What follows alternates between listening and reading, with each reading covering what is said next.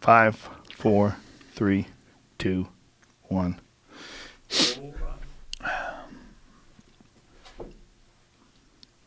Yes, and we're live. Bryan Callen, we are live on the internet. In Kashmir right now, everybody. In Kashmir. How come you don't wear watches? You were just saying? I was thinking, because I was saying to Brennan, I go, you could rob my house and there's nothing you'd find of value. Like, there's not a fucking thing. Steal your car. Oh, okay. Oh, no. I don't give a But shit. do you wonder why you make money then? Yeah, well, I was You thinking have about a lot of money, right? You I could do. probably not work for years. Yeah, I have enough. I make money. Yeah. But I never. I was thinking about that too. I did some soul searching about this because I watch how motivated Shab is. He's so buttoned down about his stuff. He's just always coming up with ideas. And Yeah. I don't think I ever gave two fucks for real about fame or money. And I still don't. I have a very precarious relationship with that. What I love is coming up with new ideas and writing new stand-up. And, like now, having done the album, now I got to come up with a whole new bag of tricks. That's a really fun time. I'm probably more happy or never as happy as when I'm on the road at some cafe somewhere, coming up, solving problems, coming up with new ideas and surprising myself.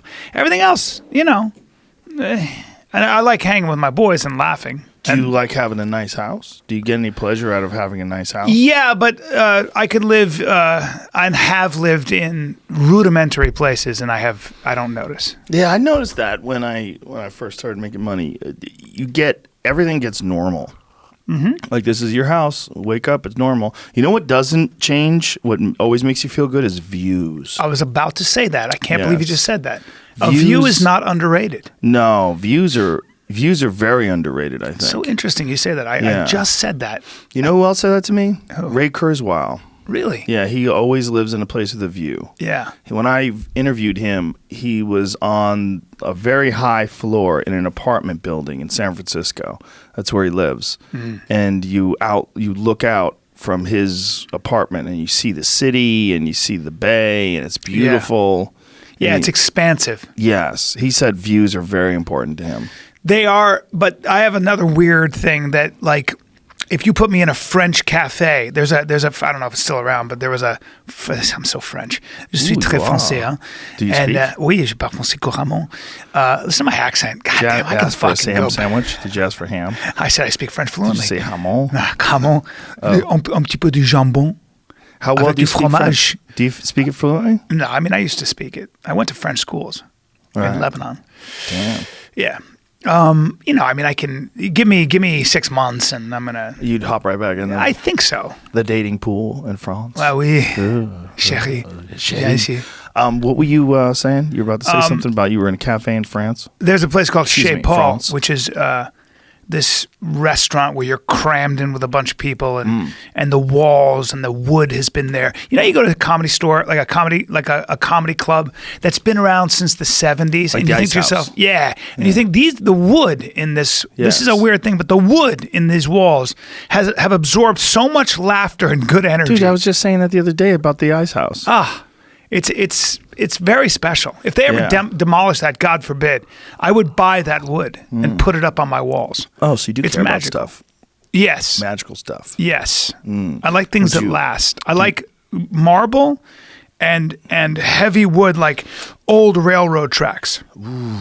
Reclaimed wood. Yeah. Yeah, like this table. Yeah, good This leather. table's reclaimed wood. Yeah. Yeah, good And a man with a leather. mustache. What? Handmade things. Like things handmade. I do. Craftsmanship. Like if I wanted to, I would maybe go and have my shoes made in London. I'd have bespoke shoes. Ooh, bespoke. Yes. I love that when they use that. I know. I'd have bespoke shoes. The problem with jewelry, watches, nice shoes, and everything is I'd have to maintain them, and I'd rather have. I You also don't think really have to maintain watches. Just put them on. that's right, but I have another weird thing, which I think if I have leather under my feet, I don't feel as secure, and I don't feel like I can run or fight. Oh, like leather soles? I need some rubber, bro. I gotta. Well, yeah, you should have some tread. Yeah. But they can put some leather tread below rubber tread rather, below the leather. You don't want those scuffed up leather bottom shoes. No, those man. those bitches are useless. It's like being on socks. Right, but it's good for pivoting. If you want to pivot, like if you want to throw a wheel kick, it's really good. Yes, it's true. If you want to bear down, if I want to what's called squash the bug when I throw my right, squash the bug with my back foot. No, because you want to push off. You want to have something to push off. Yeah. You don't need that much pivot. You really need pivot with a kick. Yeah. You know, like a spinning kick. Yes. Yeah. So. This is the kind of bullshit you and I still talk about at 52. It's so It's pathetic. never going to end. Well, the fucked up thing is that, you know, I am always getting ready for home invasion or a situation. Smart. It might should be. The problem is that there are just too many things to worry about. I also have to worry about fucking ticks and things that I can't see, like flesh-eating bacteria and You know what MRSA. I worry about more than anything, honestly? Asteroidal impacts. You do? Yep. Really? Yeah, because they can come and then wipe out civilization almost instantaneously. There was something I just retweeted yesterday that Graham Hancock put up. They found a new impact site at 12,500 years ago that coincides with the end of the Ice Age. This is one of the things that he and Randall Carlson have been saying ad nauseum. And now Bryan, or Robert Schoch, rather, who's a professor at Boston University. Did you hear about the explosion, the meteor that exploded Yes. in like December? Yes. But that's what you're going to bring December. Yeah, this meteor that exploded in December had something like 50 times the Was that on amount Earth, of though? power in the atmosphere. Oh, okay. Oh, 10. 10 times. atomic bombs. Jesus. 10 times the power of the atomic bomb that exploded in Hiroshima. Wow. Yeah, and it exploded in our atmosphere. But no, there's this impact that they think happened. And well, there's two concepts. Robert Schoch thinks that it might have coincided, these impacts might have coincided with, he believes there's a great deal of evidence for a mass coronal ejection, that there was some sort of a solar flare, a massive solar storm that happened, which can periodically happen every few thousand, every few hundred years, something can happen. Yeah. And when that does happen, it just wipes out everything. And he said that there was thunderstorms. It's like they said thunderstorms or lightning storms that were like the hail that was coming out outside that we filmed today. Yeah. But like lightning. Put that back up, please. Jesus. So this is the impact crater that they found in Greenland. It's 15 30 miles across. Yeah, Holy 31 kilometers across, which is Like not 15 miles or something? yeah, somewhere around 15 ridiculous. miles. It's fucking insanely huge. But do you think, as you think about your impending doom, which is going to happen, right? I just worry about the civilization being. We're so dependent upon electricity and any small catastrophe. Oh, they have an impact video of where it hit. Wow. Oh, wow. So it's all this hit, like where there's glaciers right now, where there's this massive impact. They got hit, man. The people that lived 12,500 years ago got hit. There's more than one crater too, by the way. This is one of the many craters that they found during the time period of 12,500 BC, or 12,500 years ago rather, to 10,000 years ago. In that time period, that 2,000-year time period, they think there was multiple impacts on the Earth. Why? I guess it just wasn't our time now. Well, we're lucky. We've just been through a really lucky stage. But what he's saying essentially is that this is what wiped out the Egyptian civilization, the first Egyptian civilization. This is what wiped out the civilization that built Göbekli Tepe. This is what wiped out the civilization that preceded Sumer and ancient Babylon and Mesopotamia. That all those were a rebuild of I can't wait for him to come back on again. He's coming back on again. Graham Hancock is coming back on again. I think April 22nd. I listened to him debate that other guy that you had on the podcast. It was great. Yeah, well, it's Michael Shermer, who's actually a friend of mine who I like. But Yeah, he's a skeptic, and there's an issue with skeptics. And the issue is not that it's not good to be skeptical. It's very good to be skeptical. The problem is when you approach things as a skeptic, you're not approaching them as a scientist. And I'm not saying that Michael does this, but that I think he did in that debate. I think it was a mistake. People, they approach these things looking to debunk them rather than objectively assessing all the possible evidence. Right. And so because of that, you miss out on big things. Like, this is evidence. This isn't not like Bigfoot tracks or some shit like that. This is fucking real evidence of a crater that they have dated back to 12,500 years ago. Yeah, but people have a hard time believing in doomsday scenarios because it kind of like, when you talk about taking the entire chessboard and throw it in the air and you have evidence for it, look at global warming and stuff like that. Sure. There is I really believe that people have, whether it's latent or not, a religious notion that we are ultimately sacred and that God would never do something that terrible to us en masse. I really believe that. Like humanity itself to go away? No, because that would make no sense. We're moving in a certain direction. We're making progress. There's this sort of neural net. It's becoming easier to understand what it is to be each other. That's kind of what virtual reality and being able to download other people's brains will eventually do. Yeah. That probably brings us into one, I guess, universal consciousness. I mean, you can go on and on. So the idea that would be all obliterated before it happens, before the singularity, for example, happens, is too much to bear. It would make no sense for us because we have this narrative that we all kind of adhere to. It's very easy to do that. Well, it's a little psychological sort of I want to say a trick that we play on ourselves, but it's really a defense mechanism. Mm-hmm. It's a little trick that we try to pretend that we're important. God damn it, just look up at the sky and although you can't see it, there are stars that are being swallowed up by black holes. Yeah. Like if the universe doesn't give a fuck about something that's 1,000,000 times bigger than the Earth, why would you think it gives a fuck about you? It's eating stars. That's a terrible question. Most people, that's a terrible, insulting question. The problem, that's kind of what, who was it? Albert Camus, the French existentialist, and Sartre and all those guys, they were saying, like Camus said, the fundamental question is why not just commit suicide? Because everything is totally absurd and nothing means anything, right? Yeah. It's like the rock of Sisyphus that you keep pushing up and it keeps rolling down. And then he said, but the truth is most people don't want to kill themselves, but they'll commit philosophical suicide. Meaning, instead of like really starting to ask these questions and really getting into it and realizing that it's all hopeless and despair, you just glom onto a certain philosophy that gives you hope, religion, or whatever it might be, which is what it is. And maybe the way out of that is just to enjoy every day, taste your food, enjoy your friends, and realize that it could end in any second. Another thing that's fucked with me, the concept of reincarnation. Not the concept of reincarnation like coming back as a butterfly or something like that, but the concept of living your life over and over and over again until you get it right. Oh, Jesus. Now, here's what fucks with me. I am having a great time. So why wouldn't I want to do this again? Yeah. I'm having a great time. I have great friends like you and young Jamie over there, and I love my family. I love what I do for a living. I love our circle of friends is amazing.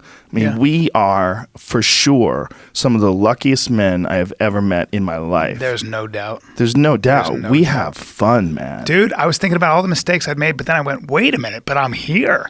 Like at 52, I'm here. I've made a fuckload of mistakes. Yeah, but look where we are. But we're also risk takers. Yeah. I mean, we're professional performers. We went into a job that has zero job security. Yeah. Fucking head first, no safety net, dove right in. We make mistakes. We make mistakes with our job. We make mistakes with our personal life. We make mistakes with our. There's just no.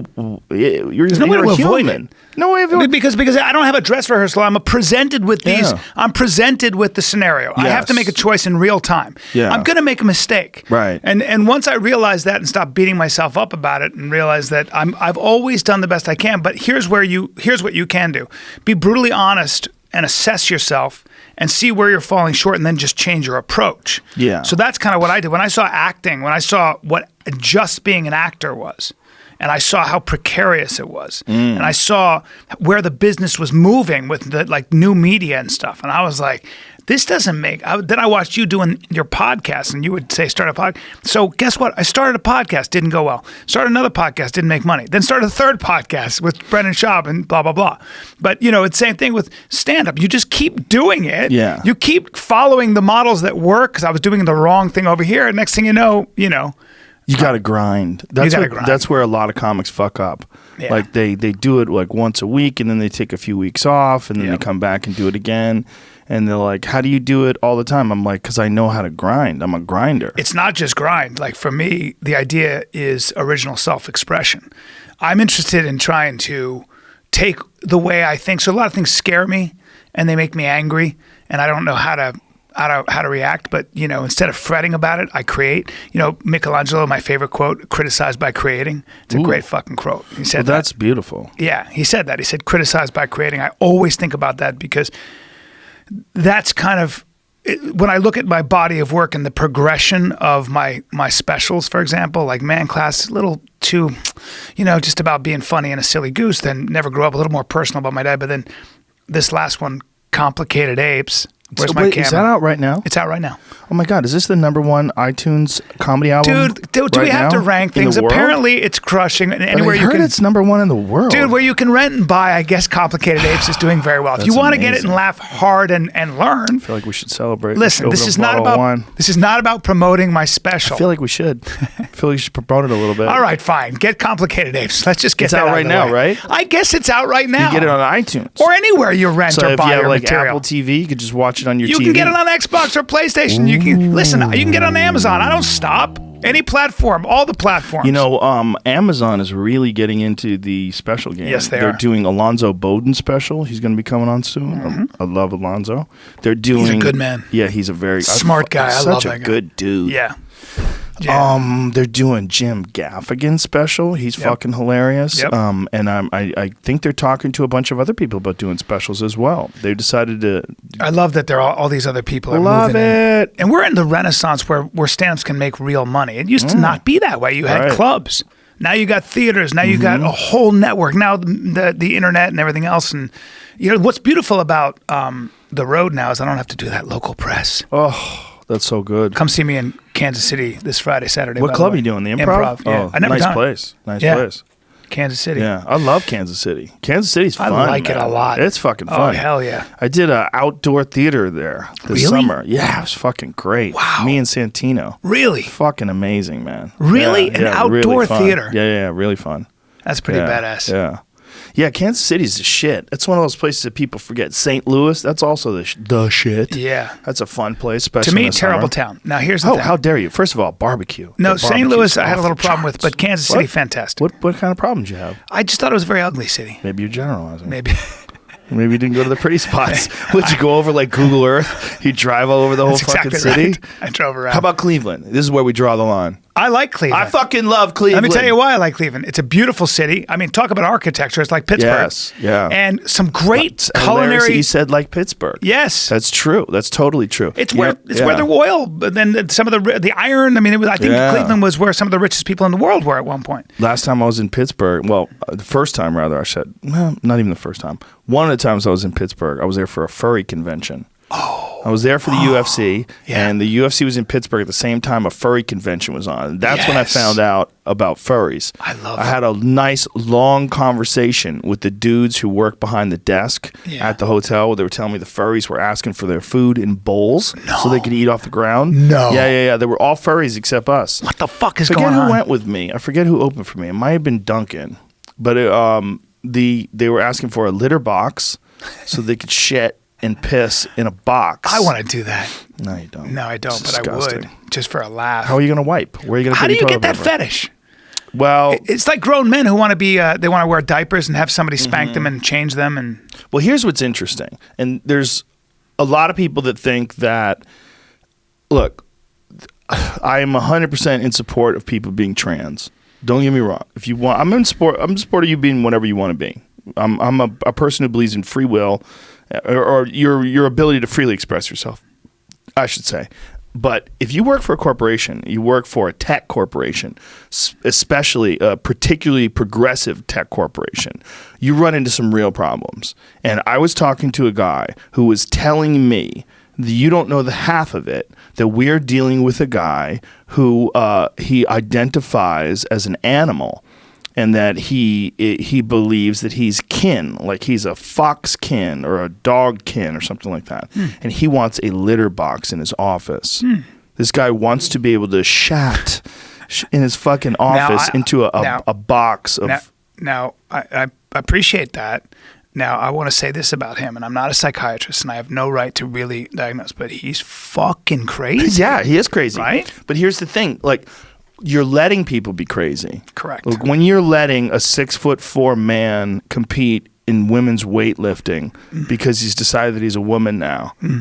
And now he's winning and he's wearing makeup and he looks like a gorilla and he's on stage lifting his arms up. Yay, diversity. Yeah. Like you're stealing from women. You're stealing victory. You're cheating. You're cheating. Yeah. You're fucking 100% cheating. That's and anybody says they're not, you're an asshole. You're an asshole. I know, but this is about humanness and when someone's feelings, how they identify in that moment, which of course are so transitory, right? I mean, the whole, my fucking, not to bring it back, but the whole idea of Complicated Apes is this is your new special that's out right now? Special. And it's available basically everywhere, right? Dude, Amazon, everywhere you could get it on iTunes. Everywhere you rent. Hulu, does Hulu have it? It does. Oh my God, dude, that's there's crazy. no end. Wherever the fuck, look in your sock drawer. There's my special. It's in my sock drawer. It's in your sock drawer. That's amazing. But I do think that we are complicated. Like we're bipolar apes, sinners and saints and everything in between. I'm not your feelings, how you feel. Sometimes I feel like an asshole, and other times I feel like a saint, and everything in between. It's very difficult to say, well, you're a noun, which means you're this, as opposed to sort of a verb, which is I'm always changing. And that to me is the problem with when you identify, when you emotionally identify with something. Well, for now you do. For now, that's what's important to you. But I can't tailor my life and my entire corporation. This is what the part of the problem is, and this is what you just hit on. Yeah. Part of the problem is these people want to be special for no reason at all. Correct. And so to be special for no reason at all, one of the best ways is to do what Bruce Jenner did. You become Caitlyn Jenner, and then he's special. That guy was a fucking loser, even though he was a gigantic superstar in the Olympics. 40 years ago. But from then on, they shat on that guy every fucking show. That's right. They shit on him. He was the buffoon of that show. Yeah. And then all of a sudden he becomes a woman and everybody's like, you're amazing. Yeah. And woman of the year. Woman of the year. After being a woman for 6 months. Yeah, all the women that do things like Christina Doudna, who came up with CRISPR-Cas9 and all those women. Oh, is this the guy? Okay, this is hilarious. This is a dude who's a comic. Is he a comic or a rapper? He's a rapper. He's a rapper. Yeah. And he's fucking jacked. So he decided to identify as a woman. Watch me destroy them. So he destroys the British women's deadlift record without even trying. Wow. P.S. I identified as a woman whilst lifting weights. Don't be a bigot. I love this motherfucker. And he's so jacked. Imagine that. So biological men don't have any physical strength advantage over women in 2019. Okay. Anybody who says that is a fool. That's foolish. There's Look a what reason he just why. did. Yeah, good for him. What's his name? Zuby. But what is music? Zuby is his Twitter stage account. name? Yeah. Shout out to Zuby. Oxford graduate. Doesn't that mean you're a Rhodes Scholar? Zuby, Badass. Congratulations to you, sir. I'm following you right now. I'm going to go right to my goddamn Twitter. Free thinker. He is a free God thinker. bless you. Look, it's like this is silliness, of course folks. It is. And here's the problem with a lot of these progressives is that they're really nice people. That's what it is. Zuby follows me, and now I follow him. Shout out to Zuby. They're nice people as long as you agree with them. Yes, right? exactly. And if you don't, they try to deplatform you. I got listed. Tim Pool sent me this thing next to Richard Spencer as being a far-right influencer. An alt-right influencer, yeah. Far-right. Was it? They called me far-right. That's amazing. I'm left. They're liars. Yeah, I know. I am fucking left wing. Who did that? I'm almost a socialist. Yeah. I consider universal basic income a really good idea. Yeah. I want free college education. Take it easy. I would like to spend more in taxes if they could fix inner city communities and take these poor neighborhoods and throw a fuckload of them. Spend more, you fucking Republican piece of shit. The more money you spend, it doesn't. The problem is money doesn't solve the problem. That's the problem. Listen, you son of a bitch. I feel it coming out of your pores. Listen, right you now. Socialist. Why don't you leave my country? I'm 1.6% African, so watch your fucking mouth. Dude, no wonder you're so compassionate. Compassion's everything. But I think these people are too compassionate. This is what the problem is. They're like, oh, you identify as a wood elf? Oh, cool, you're an elf. Yeah. I don't want to, like whatever your feelings. And here's the thing. They're terrified of someone coming after them. So Yeah. they try to embrace, the more preposterous, the better. Yeah. Like Well- they're having a real hard time now with this woman, the congresswoman, who said a bunch of anti-Semitic shit. Yeah. Who's Or a anti-Israeli Muslim. stuff, right? Anti-Israeli Yeah. shit. Is it anti-Semitic? Has she said anything bad about Jews in general? I or think just she might have Israel? said anti-Israeli stuff, which I think you can make a distinction. I Yes, think you should be able to. I think you should be able to make an intelligent argument that there is a difference between being not anti-Israeli, but having problems with their policies Yes. and Jews, Yes. right? Because there are a lot of Jews that are critical of Israel as well. 100%. Yeah, so it's but sometimes to silence you and stop the argument. Yeah. I'm not familiar with what she said exactly, but I'm not either. yeah. But But go on. What were you saying about the problem? they don't know what to do with her. They're stuck in this weird spot because they don't like. Here's a perfect example. Where was it? Was it so it was somewhere in Europe where this Muslim group was shouting down this LBGT demonstration, and everybody's like, oh well, Jesus, what do we do here? We have two protected classes going to war with each other. Yeah. And one of them is shouting down the other one, saying that homosexuality is forbidden by God, but then we're supposed to be protective of LBGT people. We're supposed to be open-minded and progressive and allowing them, but then you have these people who are saying that it's their religion, that they think that this is wrong, and this is also a protected class. You don't want to be Islamophobic. So what does everyone do? Well, everyone stands back. And this is one of the weird moments where people are standing back while LBGT people are getting absolutely crucified in the streets, yelled at with bullhorns, told they're sinners and blasphemers. But that actually is part of free speech, right? So Sure. So it's But part of that's being not able what I'm to talking about. organize and express yourself, Yeah. organize and petition your government. That's constitutional as long as you don't incite someone to violence, as long as you don't say, hey, you guys go kill those gay people over there. Bro, I'm not talking about Yeah. constitutionally. I mean, Yeah. constitutionally, I agree. It is free speech. But what I'm saying is that there's no outrage. There's no commensurate outrage like there would be if, say, like white nationalists were screaming at these people. So here's my issue with the far left or the left, or even forget the right for a second. I have my own issues with that. But with the progressive argument, I always notice that the narrative is very binary. The narrative is always, so for example, racism is the argument, right? So if we need to get rid of racism, I happen to think we could be as identical as penguins and we'd still find reasons to break into us versus them. Well, we'd have an ideological Of course we did. gap. Look at the Middle East. If racism was the ultimate problem, then the Middle East Yeah. would be fairly Or it would be a Sunnis financial. and Shia, Yeah. the Igbo and the Yoruba. I mean, I Sure. can keep going with there'd be all kinds of, so people that look at the Dinka and the Nua of the Sudan, sworn enemies, they look exactly the same. So human beings don't need to have different colored skin. I couldn't agree more. Yeah.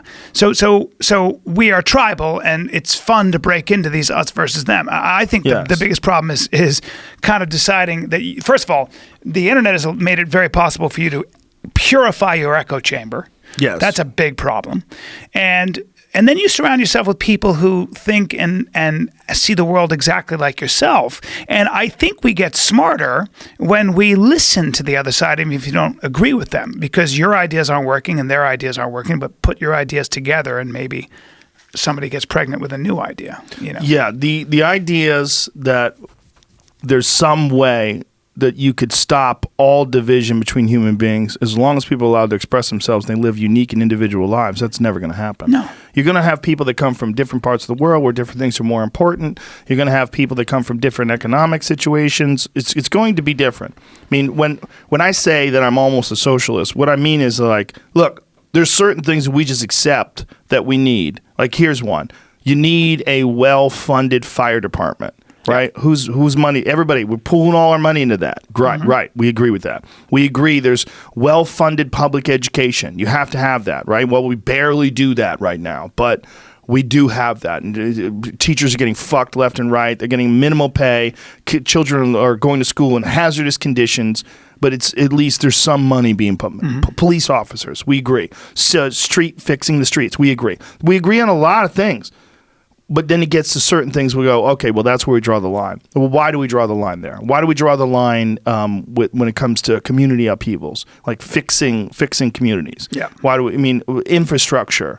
Like, why don't we have if we're really a team, or if the United States is really a team, why don't we look at it as a team in terms of equal allocation of resources to solve conflicts and problems, including crime? We don't. Yeah. Right? Well, We a don't. lot of times the problem is isolating the source of the problem. Right. So people disagree on what the actual problem is.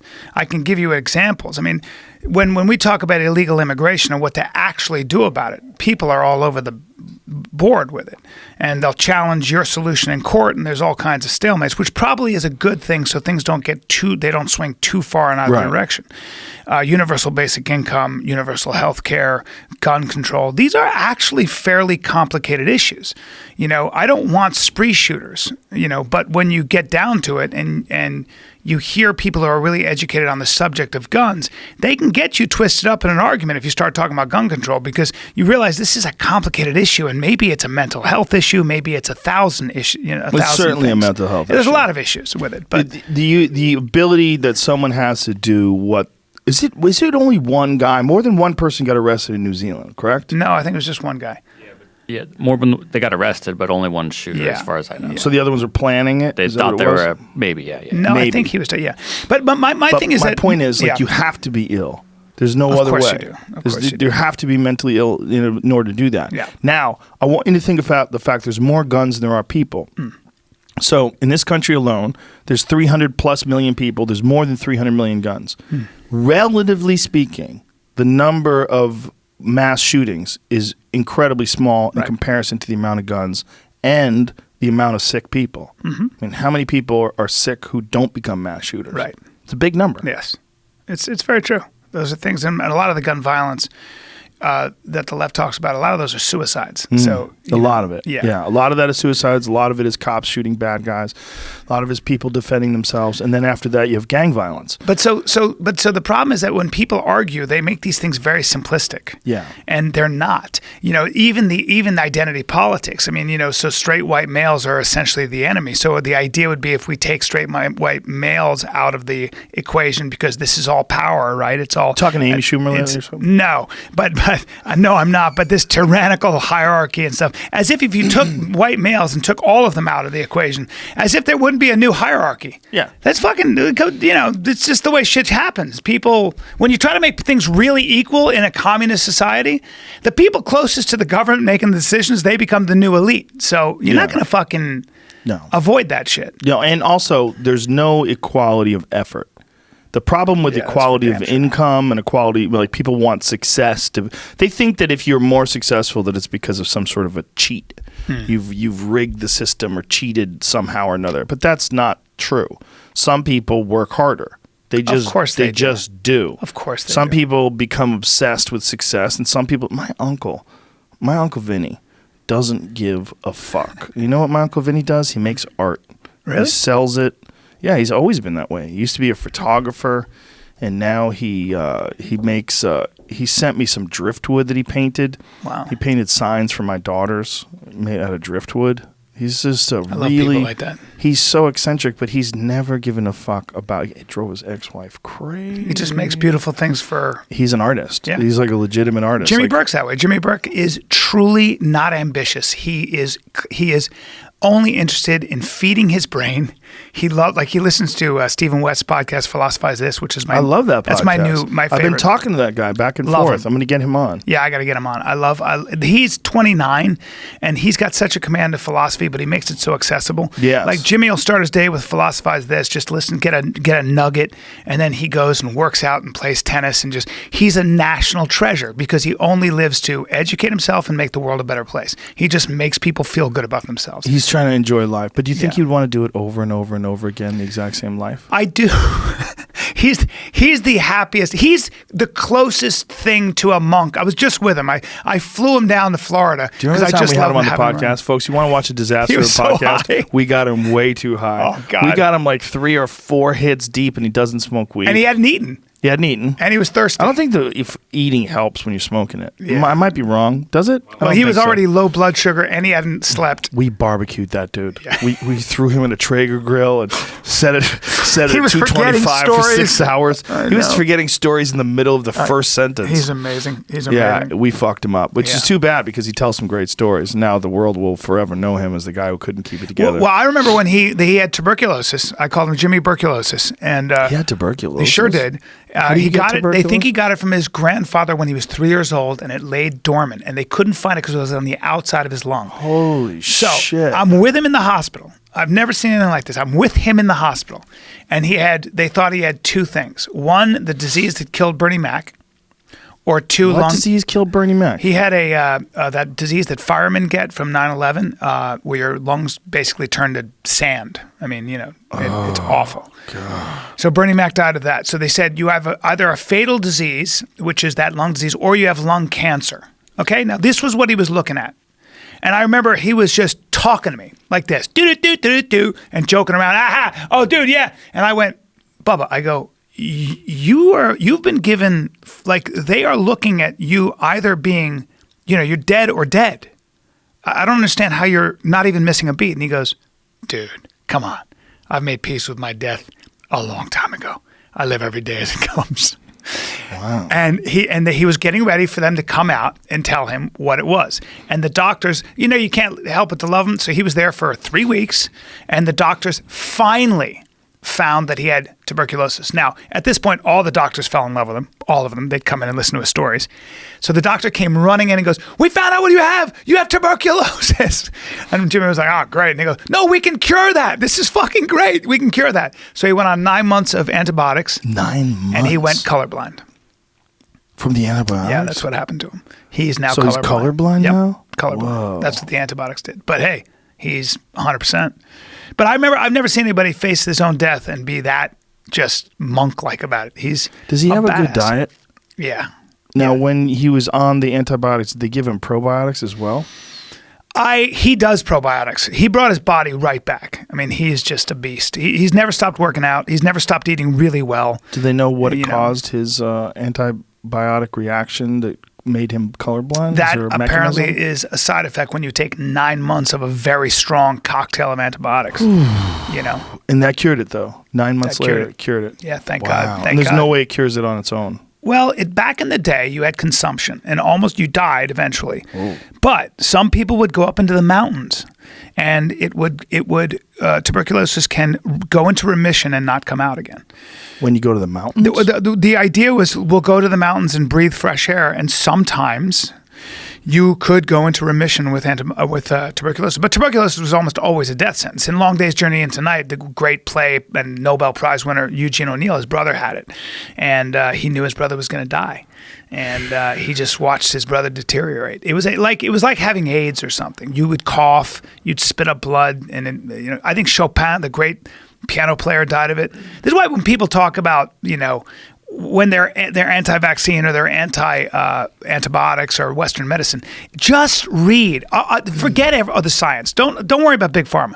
Just pick up a history book or a piece of literature, anything that's written before 1950, which most people don't. 1960, any classic book, and one of the central themes is the fact that people, especially children, died. Lincoln lost, 3 of his children? Yeah. 3 to fever, quote unquote. Usually probably diphtheria or something that came rolling through. Smallpox was it was the biggest killer forever. How about the Spanish flu of 1918? People Killed died. 20 million people? Millions of people. Yeah. So if you just forget, just pick up a history book or pick up a piece of literature. It was unavoidable. Yeah, it's very. The Spanish flu apparently was a really weird one because it actively attacked people with really good immune systems. Young people. Young people killed died. them better than it killed older people Yeah. for some strange reason. Yeah.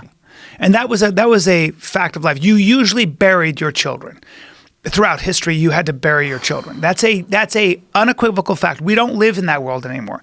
We don't worry about those diseases like tetanus and diphtheria and things that would roll through and just kill everybody. People are getting it now. People are getting tetanus again. That's right. Some kid got tetanus, and I saw people arguing that one of the dumbest fucking things I ever saw in my life. Someone was saying, "There's a simple cure to tetanus. Just expose it to open air." Like, is that a scientist? Was that a guy who has his degree? Why is it these guys never have a degree? It was a chemtrail believer. But why is it that all these guys who make the noise don't have degrees? Because they want to believe that there's some sort of an organized clan of people that are trying to keep your health down or support big pharma. Or look, they're the real facts of diseases like smallpox and like polio, like all these horrific diseases that people in our grandparents' generation had to deal with, is that they were cured by medicine. Yeah. Yeah. Is modern pharma greedy? Fucking look no further than the OxyContin crisis. That's right. The opiate crisis we're facing in this country. Yeah. Big pharma, left unchecked, is like anything else where it's a corporation that wants to have universal growth. Right. They want to have constant, never-ending growth, and they want to keep making money, and the way to do that is to prescribe more people poison. Ben Goldacre, you ever had him on his podcast? No. He wrote a book called Bad Pharma. But he's a doctor who takes he said, there is evil, but you have to know what kind of evil. Don't just throw the whole... Exactly. If you have MRSA, you need big pharma. Fuck yeah, you know, do. if you have staph, just talk to anybody who's ever wrestled or anything. Dude, Cam Hanes' son had staph, and he called me up. He's like, how bad is staph? And I'm like, Jesus Christ, because he told me his son got it at the gym. I'm like, get him to the fucking doctor immediately. Now. My wife's friend went into a coma. She started having seizures because of an unchecked staph infection she got at the gym. She started having seizures. I'm at sushi with Frank Grillo, our buddy, and he boxes every day, and I see his arm, and he's got a long sleeve shirt, and his arm's bleeding, and I go, "What's going on with your arm?" And he goes, "I got cut. I was at the gym," and he's always on that dirty, mat or just whatever. In literally 7 hours, he had a sack hanging off his elbow. Doctor goes, "You got to get." He almost lost his arm. He had to get shots and antibiotics for a whole week. I mean, that shit moves quick. Moves very You quick. would lose your arm or die. I tell you the Ari Shaffir story. Me and Ari are playing pool, and he's limping. I'm like, "What's going on with your leg?" And he goes, "I think I got a spider bite." I go, "Let me see your leg." He pulls his leg out. I go, "Dude, listen to me. You're going to the doctor right now." I unscrew my cue. He's like, "Are you serious?" I go, we're quitting right now, and I'm taking you to the fucking hospital." I go, "You got to go to the hospital now." He goes, "Now." I go, "Do you have a staph infection?" And it's bad. And you could tell. Fuck yeah. What it looked like? Like a zit. Like a giant zit on his knee. I go, "That's not a spider bite, bro." And he was doing jujitsu because of me. I bought him a year membership for jiu-jitsu for Hanukkah. But yeah, man, it was fucking nasty. And he would have just walked around with it, and then it would have gotten really bad, and he probably would have got systemic and died. Yeah, I mean, my that buddy happens to people. My buddy Ryan, who is a Half Gracie black belt, they had to cut an inch off of his shin bone because the screws. So every time he'd be on antibiotics, a year and a half in and out of the hospital. It took him 2 years to recover with probiotics and everything. A year and a half because the screws. Every time they put the screws back in, the screws had the virus, the bacteria. So he had to have when they took out the bone, and they had to put a plate there. They would use screws. So for whatever reason, the screws that were in the metal they were infected. They kept infecting the bone. Oh, God. And they had to somehow graft bone back on. It was fucking crazy. Jesus Christ. It's no joke, man. How but anyway. happy. Once something like that happens, though, how happy are you when you're healed? Yeah, I had a cold recently, just a little cold. Not that bad, but I was running ragged, just too many trips and too busy and getting up early and going to bed late, and I was just really tired and sick, and then I couldn't work out for like 4 or 5 days. And I remember thinking to myself, you got to remember this. You got to remember this shitty feeling when you can't even exercise and I'm hawking up green shit and spitting in the sink just to look at it. I know. Do you do that? You blow your nose in the sink? Of course I do. I do that. I go, yeah. I want to see it. I want to see what it looks like. Just big fucking Smurfs. Yeah, just shit. Big green globules all over the fucking sink. But I just remember thinking, like, you got to be smarter, stupid. Just be smarter about your. And most of the time I am. Yeah. Most of the time I am. But sometimes I just go, I got to hit that gas. I got nothing in the tank, but I got to fucking keep that accelerator pressed. That's why I don't fuck around with my sleep anymore. I read that book, Why We Sleep. Matthew Walker. He's amazing. I don't fuck around with my sleep anymore. You should not. Sleep is critical. Yeah. Yeah. It's, you know what is amazing for sleep, man? You know what you should get in your place? Get yourself a sauna. Really? Oh, yeah. Really? Oh yeah. You do take 20 cold minutes in the showers. sauna. That's for fucking clowns. You wear a rubber nose when you do it. Yeah. Hey, man. I take cold showers after yoga. You wear a rubber nose.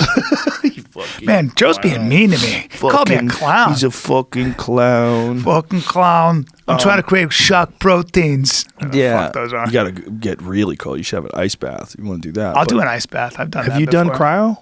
Yeah, I've done cryo. Have you done the real one At when the your Onnit head lab. goes in? No, did you it did the Onnit. one where the neck below. Onnit has the bullshit one. Really? Yeah, the real one's only made by Cryo Healthcare. They have one in New York, or one center in New York. They have one in L.A. They have one here. They have one in Woodland Hills, like 10 Come minutes sit in an away. ice bath for 20 minutes and talk to me. Okay. You go numb. It sucks, I'm sure. It's a But bitch. so does 250 degrees below zero. Have you not done an ice for bath? 3 minutes? Yeah, I have. Come on, bro. It sucks. All right, bro. I get it. Did you wear a I sang. clown nose? Burn. I just Sing, double burned him now. Sing a song. I was singing. Sing. while I was in- yeah, it's not good. There's probably some real benefits to ice baths. The benefit of cryo over ice baths is you could work out right afterwards. Oh, wow. Ice baths, they recommend you not work out. They're like, you just chill out for a while. But it's great after you're working out. But for muscle strength and development, it's actually not good to do it right after training. You actually should wait quite a while, like maybe an hour or two. So when you've had countless conversations with cutting edge scientists and exercise people, the 5 things that you do every day, like that without fail, what are they in terms of for your health? First of all, I supplement. I think you believe in supplements? I believe absolutely wholeheartedly in supplements. Like I do which not- though? What kind? I take Athletic Greens. It's a sponsor. It's a great whole food supplement. I'm doing an ad for them right now. One serving has 12. One scoop has 12 servings of fruits and vegetables in terms of the amount of antioxidants you Jesus. get. It's very healthy. It's good just for like a backup plan. Right. Like I take these little packs with me on the road. I take a lot of the Onnit shit. I take obviously I use Alpha Shroom Tech. Brain, That shit works. Shroom Tech. You know, we have some awesome whole food supplements. There's a bunch of great stuff. I take a lot of vitamins. I take vitamin D. I take vitamin B. I take a lot of fish oil, a lot of essential fatty acids. I believe in all those things. I cut way back on my sugar. I mean, way back. Yeah. To where maybe once a week I'll have dessert. Yeah, I Maybe feel once that. a I do week. that too. Yeah, I don't fuck around, man. Yeah. I just Do you I really, intermittent fast? Yes. Me too. 16 hours a day. Yeah, I do that too. Yeah, every day. That makes me feel that, my psoriasis is 100% gone. That's awesome. Well, part of it's also, and I got to give a shout out to Dan Garner. Dan Garner 88 at Gmail. If you need his email, he's so he's the guy who. What a terrible idea. No, That guy- it's fine. It's fine. I want to promote him because You know he's how many fucking people are going to email that guy Good. pictures of dicks? good. But a lot of people have psoriasis. But let me tell you. So Andy Galpin, who you know. Yes, very well. So I talked to Andy Galpin and Afif Ghannoum, who Aubrey put me in touch with. He's the guy who coined the term the gut biome. Mm-hmm. Should actually have him on. He's a really smart guy. He's a scientist who's leading scientist in gut biome. They're working with the Cleveland Institute of Dermatology, I think, with psoriasis. So how the gut affects psoriasis. So anyway, long story short, Andy Galpin puts me together with Dan Garner. He's got like 12 degrees, but he's a strength and nutrition coach. This motherfucker's such a nerd with everything. And this guy, I did a gut analysis and all that stuff. This guy gives me a diet and finds some opportunistic infections in my gut, like bacteria that shouldn't be there. He's got me doing like oil of oregano and fucking garlic pills and stuff like that. But there's a whole regimen I do for 4 months. Long story short, then there's a probiotic protocol that you do. I do all that. My psoriasis just goes away. It's just, it has not come back and it's been gone. Now, it's something I'll have to manage. But when I say complete, because you saw my back, remember when you saw it? It's all gone. And I had that for 9 months. It got bad. So somebody talked to Kim Kardashian. She's got that shit all over well, her so face and there's legs. overwhelming evidence that a lot of these autoimmune diseases are somehow a gut issue. You know how Jordan Peterson cleaned his up? Yeah. Yeah. Carnivore diet. Yeah. And they think the carnivore diet might be, from what I've heard on your podcast and elsewhere, is that I guess you kind of give your gut bacteria a kind of a reset or It's an elimination diet. Yeah. You take away virtually everything except one thing. Yeah. Your body adjusts and your body just somehow or another, it cures itself of a lot of ailments with an elimination diet. And well, that's why intermittent it's very fasting. controversial. Yeah, that is why and fasting in general is so beneficial. But it helps me. But this carnivore diet is very fascinating because people fucking swear by it, man. There's people that they look great, their health is improved, they've lost weight and gained muscle, and for they have how all this long, extra. though? That's my the question. Yeah. That is the question. You need some fiber, I think. I don't think so. I don't think you really do. Most people that are taking it say they don't have any issues. Some people have issues in the beginning of it, but man, people have been doing it for years. They've been on the carnivore diet for years. Like Dr. Sean Baker, he's been on it for years. And all he eats is fucking ribeyes. He just eats ribeyes and eggs. But aren't there are certain cultures that are 100% carnivore? Like I think the Maasai traditionally were. A lot of the Bantu belt in Africa were. And the Maasai look great. Oh yeah. I've seen them in person. I've been to Kenya twice. I mean, they look like professional athletes. Beautiful people. Yeah. I mean, in terms of the effect on their body, they don't look malnourished, rather. They're 6'6". They're exactly. Yeah. My friend lived with them he's a triathlete, and he lived with them for 6 weeks. And he goes, dude, I've been an athlete my whole life. I'm not an athlete. I tried to run with those guys. I tried to do stuff with those guys. And he's like, the way they can like track shit, he goes, they could look at a blade of grass and the way it was bent or like a certain area and go, oh, cuckoo, or whatever the fucking kudu ran through here or whatever the fuck it was. They could tell what kind of animal came through. Whoa. And then they had this throwing contest. They were throwing shit. Not just spears, but they were throwing like this, whatever it was. And he said, dude, I was so embarrassed. He was embarrassed. He was just such a bitch. It's like I have Northern European bullshit genes. These motherfuckers from Kenya, it was a whole different thing. For sure, it's really interesting that the cradle of civilization, which is where all human beings emanated from Africa, has the best genes. Yeah. They have the best athletic genes. When it comes to like physical performance, there's no denying. The Biafra coast, I mean, like Nigeria and that area, that's a Senegal. Mm-hmm. Bring up Senegal. Bring up that what's that wrestling they call, I know what you're talking about. Grillo on Fight World he went to Senegal. He goes, dude, 6'6". I mean, they all look like that's what the NFL is made up of. And that guy who wrote the Sports Gene, Richard Bernstein, I think, Sports Illustrated writer, said the fastest people in the world come from that part of the world, the Biafra coast. That's where Jamaica, that's where the slave trade had gone, and they came from that area. So you can actually isolate the genes. There you go. Well, Lambda. Oh, wow. This is interesting. They're like pawing at each other. Oh, bro. And they're all giant. Why are they pawing at each other? Huh? Because they punch and they wrestle and they do high-level Greco shit. Watch this. This is punching too? No, you'll see. Watch this high-level Greco shit. They throw. Senegalese Wrestling in Dakar Championship. Beautiful. It's La Lutte is the title of the video. Yep. LA space LUTTE Senegalese Wrestling in Dakar Championship. Now they're working for position, and if you see some of these guys, you see what their bodies look like. It's so ridiculous. Like they live on fish and rice. I mean, Frank went there. It's so poor, and he said you just see dudes where you're like, well, if I had a body like that, I would never wear clothes. So I don't understand what they're doing here. They're just getting coaching. They're just getting position. Whoever gets thrown. These guys are rock stars in Senegal. Okay, they need coaching. No, you'll see. No, they punch. Let me tell you something. Cain Velasquez shoots a power double on these motherfuckers, and they're on their back in the sand. Sir, I'm going to ask you to. You know that's true. Sir, for 5 minutes. I skipped ahead 5 minutes. Skipped ahead 5 minutes. They're still because they're waiting to get position. Patty cakes, hold, bro. It's like sumo, dude. This is nonsense. Oh, exactly. It's nonsense. No, excuse me. A little inside trip. There you punch. Go. Oh, they're punching each other. Yeah, dude. Oh, shit. Dude, this is serious. Oh, shit. They're punching from the clinch. Yeah, bro. Wow. This is fighting. Bro. Oh, he has to adjust his headband. Yeah, you got to always adjust your headband. Oh, time. What are they doing? Time. That's it? That's the match? No, maybe not. I'm confused. Hold. Keep going.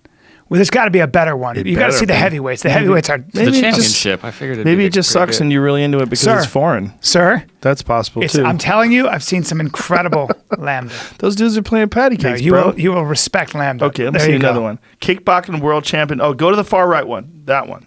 Okay. Here we go. Now we'll see what's up. Kickboxing world champion challenges Senegalese wrestlers. Who is this kickboxing world champion? It's like a documentary. That's So, different. I don't care. I want to see who it is. It's not like there's. I gotta find the fight. Oh, is it like an hour long Yeah, or there's some like shit? all sorts of stuff going on here. Who is this kickboxing? Oh, he's like They're Sufi Muslim, so they're hanging they're out with them. Very, very spiritual. Who's the kind of a kickboxing mystical. world? Okay. Say his name, Brian. Orlean Duarte. Oraline Duarte. French multiple kickboxing, Muay Thai, and Shotokan karate champion. Okay. Sounds like me. So it looks like he's learning from these folks. Yeah. I don't think he's really challenging them. Okay, let's see what happens in the. There we go. Look at my man right there. Instead of saying Look at still, what does it say? Covered Instead in of saying sand. still, I don't know. just let it go. Let's see what happens here. Are they wrestling? Yeah, Oh, so they're wrestling, but what? That was the end it's of it. all. But let me see basically that Greco. dude back up a little. I want to see that dude, the kickboxing guy, interact with him. There we go. Here we go. You're not doing Okay, let's see. throws. Okay, they're just teaching him how to throw. Oh, they're teaching him some technique. That's kind of cool that they do it on the beach, though. That's Yep. smart. That's a duck under right there. Took his back. Yeah, Standard so they know wrestling. they know some wrestling technique. Wrestling is, you can make the argument that wrestling. Would you say that wrestling is probably the best thing you could ever do coming up if you want to get into MMA, like to have that base? Yes, I think wrestling's the most important sport. Yeah. Because you see guys like Kamaru Usman is a perfect example, Yeah. who was just on the podcast. He's another example of awesome African genes. But Nigeria. he's an excellent example of a guy who really didn't start striking at all until like 2009. I mean, But he's been watching how your body moves forever. yeah, I mean, he's been watching and fucking around, but it doesn't matter. Like the way he strikes now, you would think he's been doing it his whole life, and he's been only striking for 10 years. I think wrestlers are just tougher. Yeah, Kamaru was saying that his knees are so fucked up before some of his fights that he had to walk on grass because it hurt to walk on concrete. Oh my God. Yeah. Really? Yeah, his daughter makes fun of him because he goes down the stairs backwards. Oh. Because he goes down the stairs backwards. No. Yes. She thinks it's hilarious. By the way, She's a tiny when I little girl. see him, I saw him with Rashad Evans, and he looked as big as Rashad. He's a big fella. Yeah. But here's the thing. He couldn't be a nicer guy. He's great. He couldn't be a nicer guy. And when you hear him talk on the podcast, he's so almost soft-spoken. He's easygoing. It's like it's weird that he's so good. But in the way he describes it, when he gets inside the cage, a switch gets flipped. Yeah. And he just becomes a different person. I felt like, all due respect to the great Tyron Woodley, but his body looked a little different, and he looked a little bit, I don't know. He didn't look the way he normally does. I There heard seemed to be that something too. I was didn't off. see it. No? I didn't see it, and I look for that shit. His body Let's looked see like what he'd he been looks doing a like. lot of cardio. Go to. I don't know about that, man. Go Maybe. to Tyron Woodley versus Kamaru Usman. See if you could get the video of the two of them right about the fight. Why are you shaking your head? It's so new. I don't know if we can. So new? It just happened. So what? It's not online yet. That shit's online. Everything's online. You don't think it's online? How much you want to bet? This is the Well, line we cross right there, I guess. Well, we don't have to show it. Like people I can don't have show to you see guys it. Yeah, Like show us. Just show us. People will find it. You're gonna have to go to ESPN from now on, folks. All fights are on ESPN. All pay-per-views, ESPN Plus. You have to get a subscription for ESPN Plus if you want to get a pay-per-view Is that now. true? Yes. Yes. Strange. Yeah, that's a good word. Strange is a good word. I love, like I have certain favorite fighters, of course, like Donald Cerrone. I love Nick Diaz. Sure, Always sure. love that motherfucker. Yeah. But Jorge Masvidal. He's a beast. I love just a true fighter. He's an animal. And he's Yeah. so good. So good. He's so fucking good. He's so smart. He's so clever, smart, man. Clever. And Changes it up, does Yeah. things like you can't see what he's doing. It's subtle. He lives for fighting, too. I mean, he really does.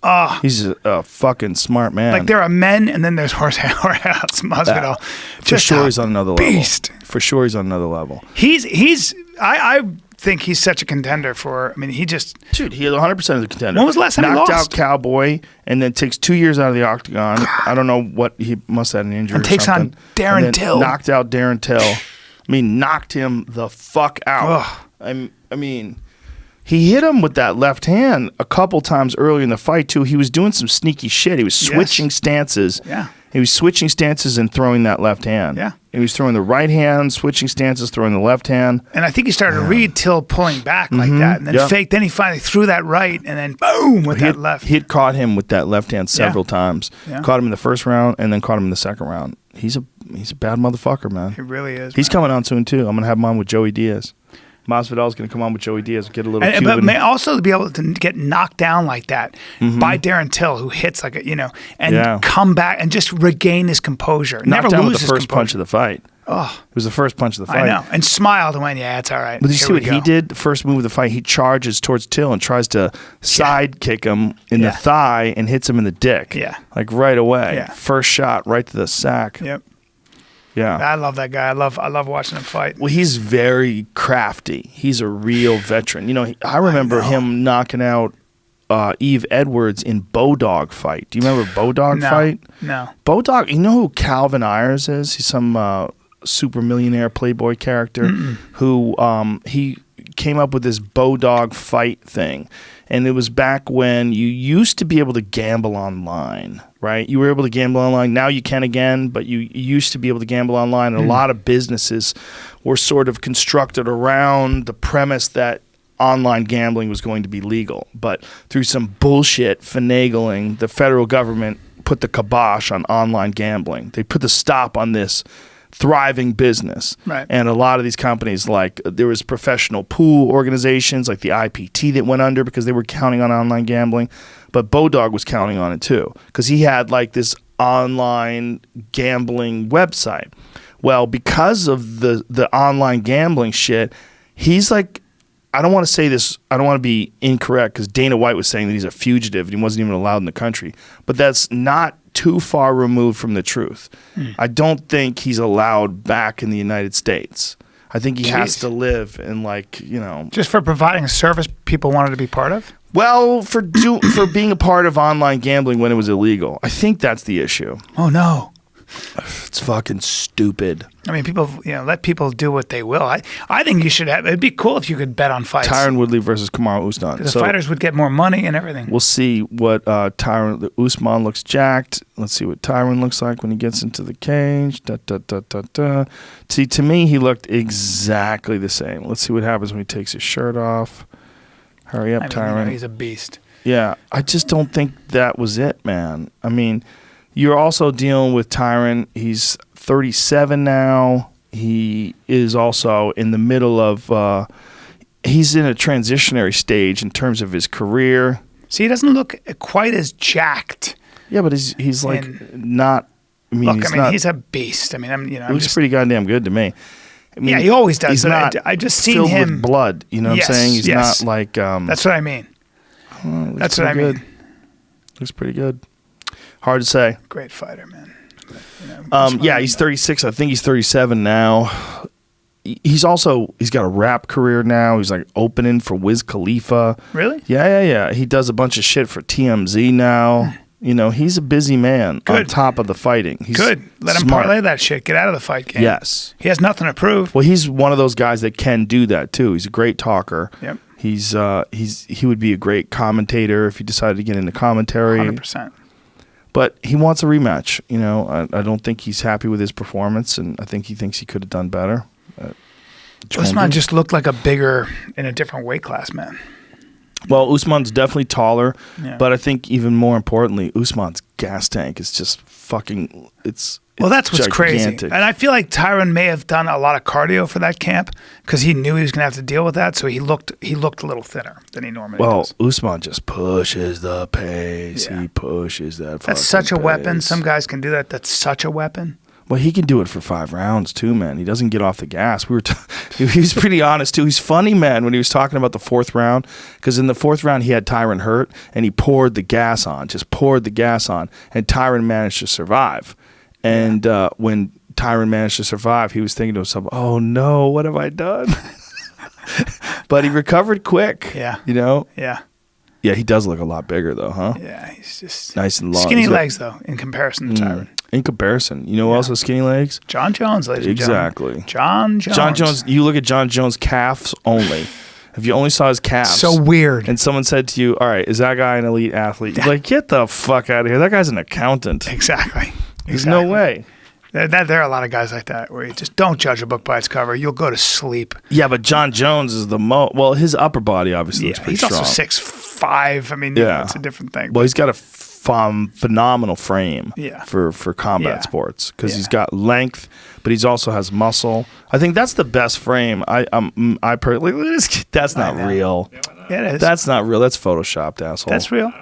That's photoshopped. Trust me. Those are his calves, dude. No, they're not that small. Yes, they are. Those ankles don't even fit into his shoes. Those are his. He's got very skinny. He has no calves. Does, but that last one that's ridiculous. But he's such a stud. Like the one up there is a perfect one where he's throwing that kick right there. How do you game plan for that terrible That's kick? photoshopped. They cut off the back of his leg there. What are you talking about? I don't know. That's his leg. No, look at that. That's his leg, That's bro. not a real leg. There's no You muscle don't think there. so? That's 100% Photoshop. You can see the blur on the Photoshop line. Is that blurred? Yeah. Yes.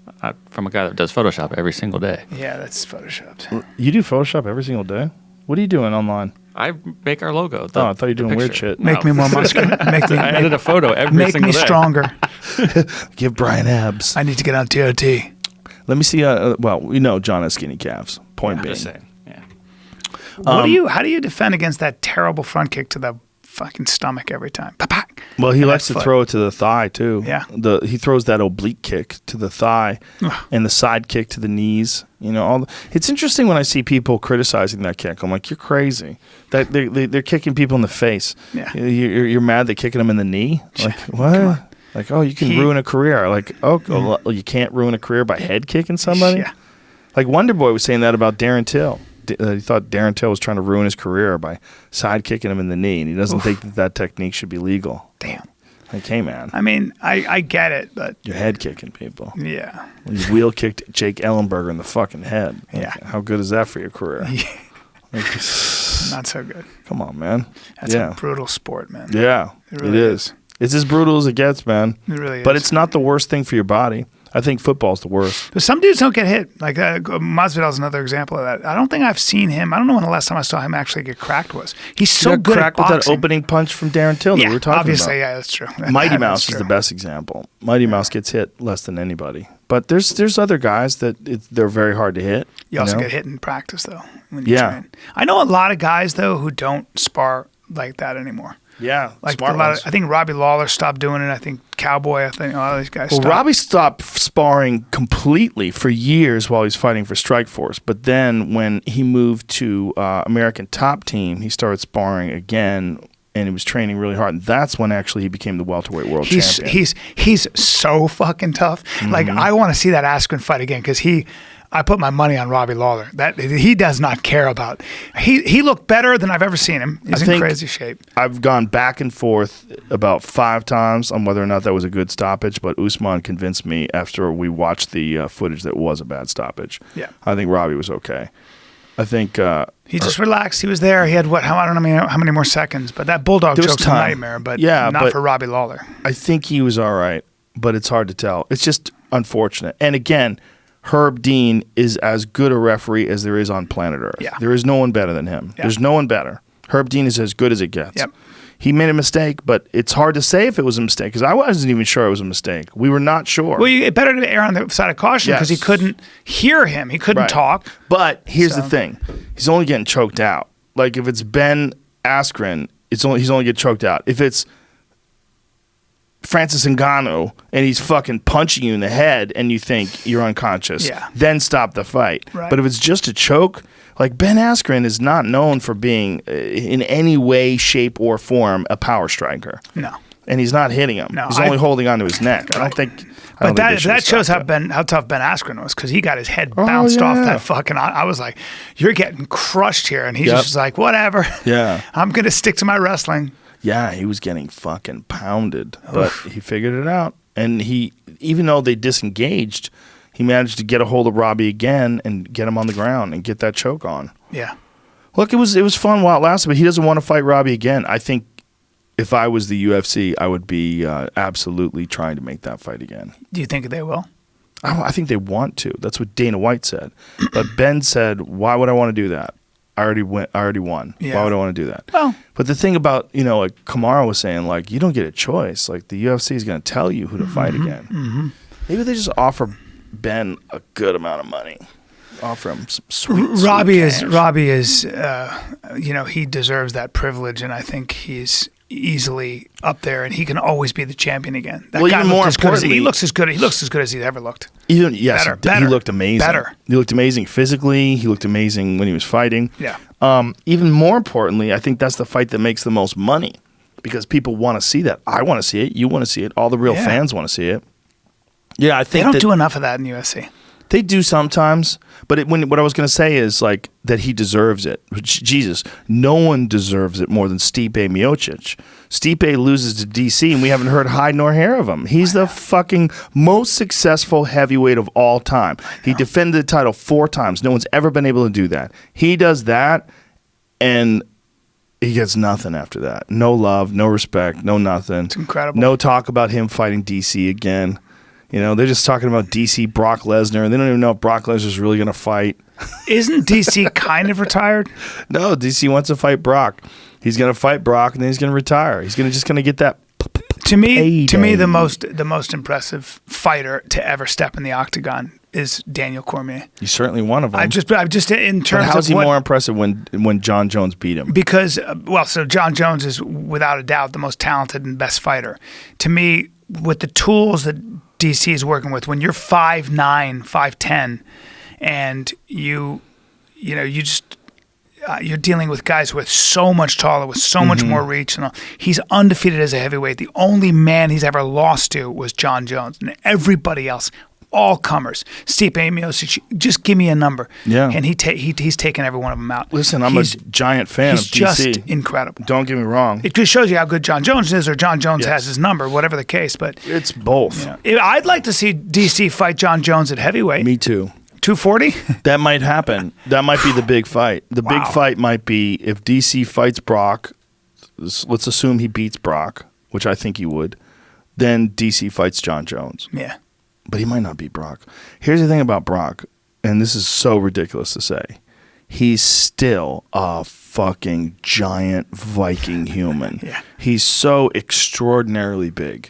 Yeah. He's so powerful that if he clips DC, anything can happen. Yeah, but he's going to get punched in the face by DC. And I personally believe that if you are not getting punched in the face and working on patterns and really working on your striking, you get into the ring with a guy like Daniel Cormier who does that every day. True, but we You're don't gonna know get that cracked that's in the jaw. We don't know that's the case. We also know that he has been wrestling with this Michigan State wrestler that's one of the best wrestlers on the planet Earth. This video of him wrestling with this current phenom, and he's training with like real elite world class fighters. But you're Who knows wrestling what in he's the doing with his octagon. striking. Yeah, but Daniel Cormier's got that down, and he's also Brock is also the WWE champ, bro. I don't know if you know. there is that. He's throwing people around. There is that. Got hit with a chair. You're right. I don't know, man. I'm putting all my money on DC. I would say that DC would be heavily favored. Yeah. I would also say that big gorilla can fucking punch any person on the planet with those lunchbox fists, and you're fucked. He's so big, man. Yeah. When you stand next to Brock, you're just like, oh, you're a totally He's a different thing than blonde me. silverback. Yeah. He's as close to a silverback as I've ever seen him. He's a Viking, man. Yeah. It's a Long arms. giant human. Yeah. Ridiculous fists. The real question is, I mean, how much has he really been working on his striking in these years that he's been outside of the cage? How much has he Much been? easier to work on your wrestling if you're him than it is Oh, striking. yeah. Striking is a whole different animal. Well, particularly sparring, not just like hitting mitts and hitting the pad, but getting good rounds in against people that can crack, and people that can crack like DC, where he clinches you and then hits you in the clinch. And also learning how to adjust. Mm-hmm. Like the great fighters that I notice are guys who they come in with a game plan. That game plan gets shut down, and then they change it up. Right. Then they do subtle things. They just start doing little differences, and you go, "Oh, you're doing a whole different thing here." Yeah. And that guy can't see it, or a lot of people can't see it, and that's what I think is amazing. Then there's the other thing. He's got to get off the sauce. So he got that's off the sauce. So if he gets off the sauce, now he's 40. And he's been on Mexican supplements for the last few years, for sure. Yeah. And your whole endocrine system is just like, wee, what's going on? Hey, where's my roids? Good luck. Yeah. I mean, who knows? I'm gonna have to get myself on some. I'm looking forward to getting on TRT. I don't feel like I need it yet. I have Shut good up, energy. bitch. You should be on it right now. Really? Should be on it a long time ago. You think so? 100%. Been telling you forever. I know. I want to keep squeezing every little ounce of Natural man juice energy that I have. Well, it's real. I mean, you can do it without it, but you won't be as healthy. You won't be as strong. You won't have as much energy. I have a lot of energy. You got some energy. Yeah. The best thing would be if they could figure out a way to revitalize your body's natural production of testosterone that's similar to the way it is when you are a 30-year-old man. If they could really do that. Right now they can't. Right now you can only add it. You can get but there's a lot of other stuff going on. Like if you listen to that the podcast that I did with what's the doctor's name? Anti-aging doctor. Oh, David Sinclair. David Sinclair. Yeah. There's a lot of factors. There's a lot of different things that you can do. NMN, resveratrol, all these different things that I want those things. I want M&M. NMN. What is NMN? It's a telomere elongator or something? Yes, it lengthens your telomeres. Whatever the fuck telomeres are. The best sign of the telomeres, well, let's Google the actual definition of telomeres. But it's the best sign of whether or not your body's aging correctly. Where do I get good resveratrol? Resveratrol. And resveratrol. You get it online. Really? Yeah. You get that little container out there. You could take that if you want. I got shitloads of it. Yeah? Yeah. Good. I got a lot of it. I want to live forever. Yeah. When he told me about it, I started taking it every day. I take it every day with my morning vitamins. Been eating a lot of meat. You have? Ooh, he says no. Meat. Right? I don't listen to him. He also says to take, I listen to him when it's convenient to me. It all depends. Telomeres, also called telomere terminal transferase, is an enzyme made of protein and RNA subunits that elongates chromosomes by adding triple G sequences to the end of existing chromosomes. Telomerase is found in fetal tissues, adult germ cells, and also tumor cells, the result of aging cells in an aging body. So it just slows down aging. I'll tell you what, man, that NMN stuff makes me feel great. It does? 100%, yeah. Gives me a lot of energy. Really? Yeah. How about getting old Bry some? I'll get you some. Yeah. Unless you want me to die faster. No, I love you. All right. Well, look, go ahead and get me some fucking. Let's go. Unless you want me to die faster. I mean, I've been trying to get you on TRT for 10 years. I'll get on TRT too. I got on it 10 years ago and I was telling you, dude, you should be on this. Like, yeah, I'm good. I know. Good. I'm still nervous about it, but I'm going to do some testosterone. What are you nervous about? I want to get thick. I want to go like this. I want to go like that. I want to go and jump off a building and glide to the fucking ground. You want to look at something like that? Oh. Dude, you got a nice body. Let's go ahead and lose that shirt. Let's get you moving around in the corner over there. Scared. Yeah, I wish there was a way to do it naturally, and I think there's going to be. I think they're going to be able to do it through some sort of gene manipulation that will turn on your body.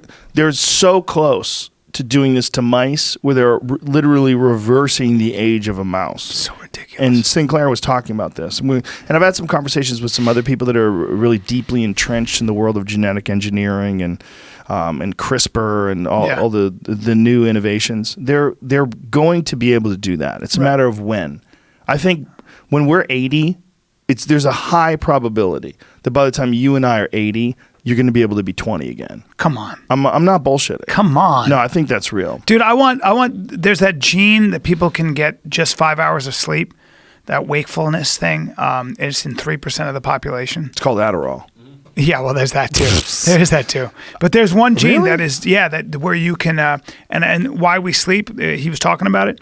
But also, my friend has that gene, this genome, and the doctor don't goes, "You have have that gene, Frank Grillo." He goes, "You have that gene," because I know he doesn't sleep at all. And I'm always like, "How do you sleep 5 hours?" He goes, "I just wake up," and he's fully awake and he works out for fucking 2 hours. And I've only met one other dude like that, and that's a gene that's vanishingly rare. And some people can get 5 to 6 hours of sleep, 5 hours, and achieve total wakefulness. They're going to be able to do that. Yeah. They're going to be able to manipulate your eyesight with germs. They're going to be able to inject you with a germ that repairs your eyesight. What's going on with this bitch? Can't wait. 2009 UC San Francisco neurology professor Ying-Hue Fu, PhD, discovered the mutation of the gene DEC2 in a family of natural short sleepers, people who go to bed at normal time, 11 p.m., midnight, but usually wake up naturally at 5 a.m. I wonder if Jocko has that shit. Probably. These are not, I think he just gets up with pure hate. He probably has that gene. I don't believe that self-control. I don't believe What? Discipline and self-control fuck lasts are you only so long. I wish he was right next to you. Change your tune and start sucking his dick. Jocko's kind of tough. It's terrifying. He's black belt He's a in jiu-jitsu. 240-pound serial killer. Oh, is he that thick? I didn't know he was that big. Oh, my God. Oh, Jesus. Jocko's a tank. Oh, I didn't know that. Dude, he's an inch taller than me and he weighs 240 pounds. Come on. You don't know what Jocko What looks is he, like? a fucking white Samoan? Dude, Jocko taps Dean Lister in training. What? Yes. You don't understand what you're talking about. Oh, he's a freak. He's a gorilla. Yeah, he is. Look at him. Yeah, he's a... What is that picture of him with his Look, shirt off? some men are just men. Is that him? I don't think that's him, no. Click on it. Let's see it. It's not him. No, it's not him. No. Yeah. He's a gorilla, dude. That's stupid. He's getting into bow hunting. You should too. Yeah, he's a killer. Don't you wanna be he's like a us? born warrior. Yeah, I Yeah. went pheasant hunting with my boy Tarek and his brother. Fun, We had right? a blast. Flushing cook pheasant. them? Huh? Did you cook the pheasants? Yeah, I ate pheasant. It Oh, was that's the what you best. told me in Napa, right? Oh, in Sonoma. Oh, my Sonoma. God. Next time you come out, we'll go. Okay. My boy Tarek has got it locked down. We shoot pheasant, and then you eat the best pheasant and drink the best wine. There's nothing better. And smoke cigars and hang out. Tell me a better time. Tell me a better This time. is Jake's buddy? Jake Jake Shields' buddy. He corners Jake. Yeah. Tarek Azim teaches me boxing. He's got this incredible gym called Empower. I go there Where in is San it? Francisco. I go to San Francisco just so I can hang Where out is with. it? Is this you guys? That would be me running, Oh, getting boy. cardio. Did you have a dog to fetch the birds? Sure or- did. German short hair. Oh, And my buddy Tarek Azim, and shout Look out at you. to Why are you running with a gun, though, dude? because I get my cardio. Isn't when that a I'm- loaded gun? Don't looks do like I that. have a mustache there. Does look like you look like you have a mustache right now. Are you growing one? Nah, I just got some You're thinking facial about it. hair, bro. Seems like you're dancing with it. Listen, dude, I grow hard. I grow hard. If I take a poo and I push hard, I grow a mustache. Interesting. Yeah. Do you try? Nah, it just happens. Just happens? I like being manly. I like shooting pheasant. Okay. And by the way, you flush them, and then they fly up, and they're about 6 feet in front of you, and we were still missing. Still fucking Of course. missing. It's Yeah. so annoying. I went pheasant hunting once with Bourdain. Oh, you did? Yeah, I shot one in the feather. I shot its feather. I blew a piece of its feather off, and it flew away and laughed at me. Probably took a shit in my It's general true. direction. It's true. I only cut off one shot. Right. Look, public land hunting is hard. You know, most of the hunting that I do is on private land. It's public land hunting. There's a lot of pressure. A lot of people out there doing it. Oh, yeah. You know. Well, animals get smart. Well, they get it's, and there's the argument. There's two arguments, and I support both of them. One argument is that public land hunting is harder, and you should really be more proud of success on public land because it's for everybody. It's not an elitist thing. It's very difficult to do. You got to really put in the work. You I'm got to an have elitist. discipline. Yeah. I get that argument, but the problem that I have with it is, first of all, I don't have a lot of time, and I like success. But two, the animals, when they're pressured, they don't act normal. They don't call as much, like elk in particular. If they're in a high pressure area, it's a problem with wolves. When wolves move into areas, the elk just shut down all the calling. One of the coolest things about elk hunting is they fucking scream. The first time I ever went elk hunting with Cam Haynes, he took me elk hunting. I remember this morning, we're out there in this basin. You hear just, you hear them screaming, and it's still dark out. And we're walking. I'm like, this is the fucking coolest thing I've ever heard in my life. Just hearing them scream and yelling at each other and trying to fight off the other males. And you hear their horns clashing against each other because their antlers are they're fighting. And Is this on public land or is this? this was on private land. Yeah. Because for me, a lot of the hunting, and we need to do it again, by the way.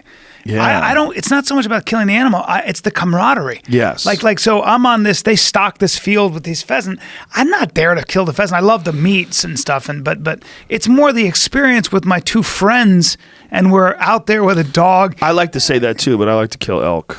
I like to eat them. I like the food. I like need the them. meat. Yeah. I live off elk. If you check my DNA, it's 65% elk. I need some elk I'm not meat. bullshitting. I eat so much of it. God. I feel fucking great. I bet. I mean, I think there's something to it. I do too. It's when I game say I meat. eat a lot of, dude, I'm eating this dark red protein. That's good for you. That's coming I from don't these give a fuck what anybody says. wild That's good for animals you. that are dodging mountain lions. That shit's good for you. Yeah. You take the life force of the animal into you, man. There's something about Yes, that. yes. I swear to God. And even the pheasant, like, it's there's just something. There's something about looking for an animal that focuses your mind. And even in something as lame as when they're roosting on a field, you got the dog and the dog points. Yeah, it's exciting. And You then like fishing? I had such. What's that? You like fishing? I don't. I'm not a love good it. fisher. I love I'm sure fishing. if I learned how to fish, but fishing is technique, which I didn't know. I grew up fishing. Oh, you did? Yeah.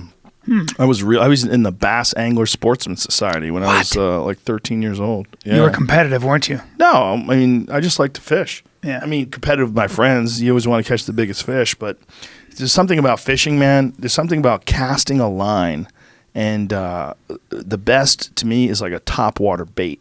Like you cast a plug and you see it land on the water, pauses, the ripples sort of spread out, and then you give it a twitch. Give it another twitch, and then let it pause again, and then a big explosion of water. You got that motherfucker, like, oh shit. Dude, my little daughter, my youngest, is 100% hooked on fishing. Really? She caught a 6-pound bass in Florida.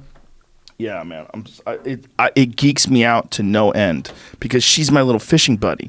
Like we were in Maui, and when we were in Maui, we went hunting. We went and caught a yellowtail, and she caught a gang of yellowtail. And this little tiny girl, like a 10-pound yellowtail, is a motherfucker to try to reel in. Oh yeah, they're so hard to reel in, and she was reeling them in on her own, man.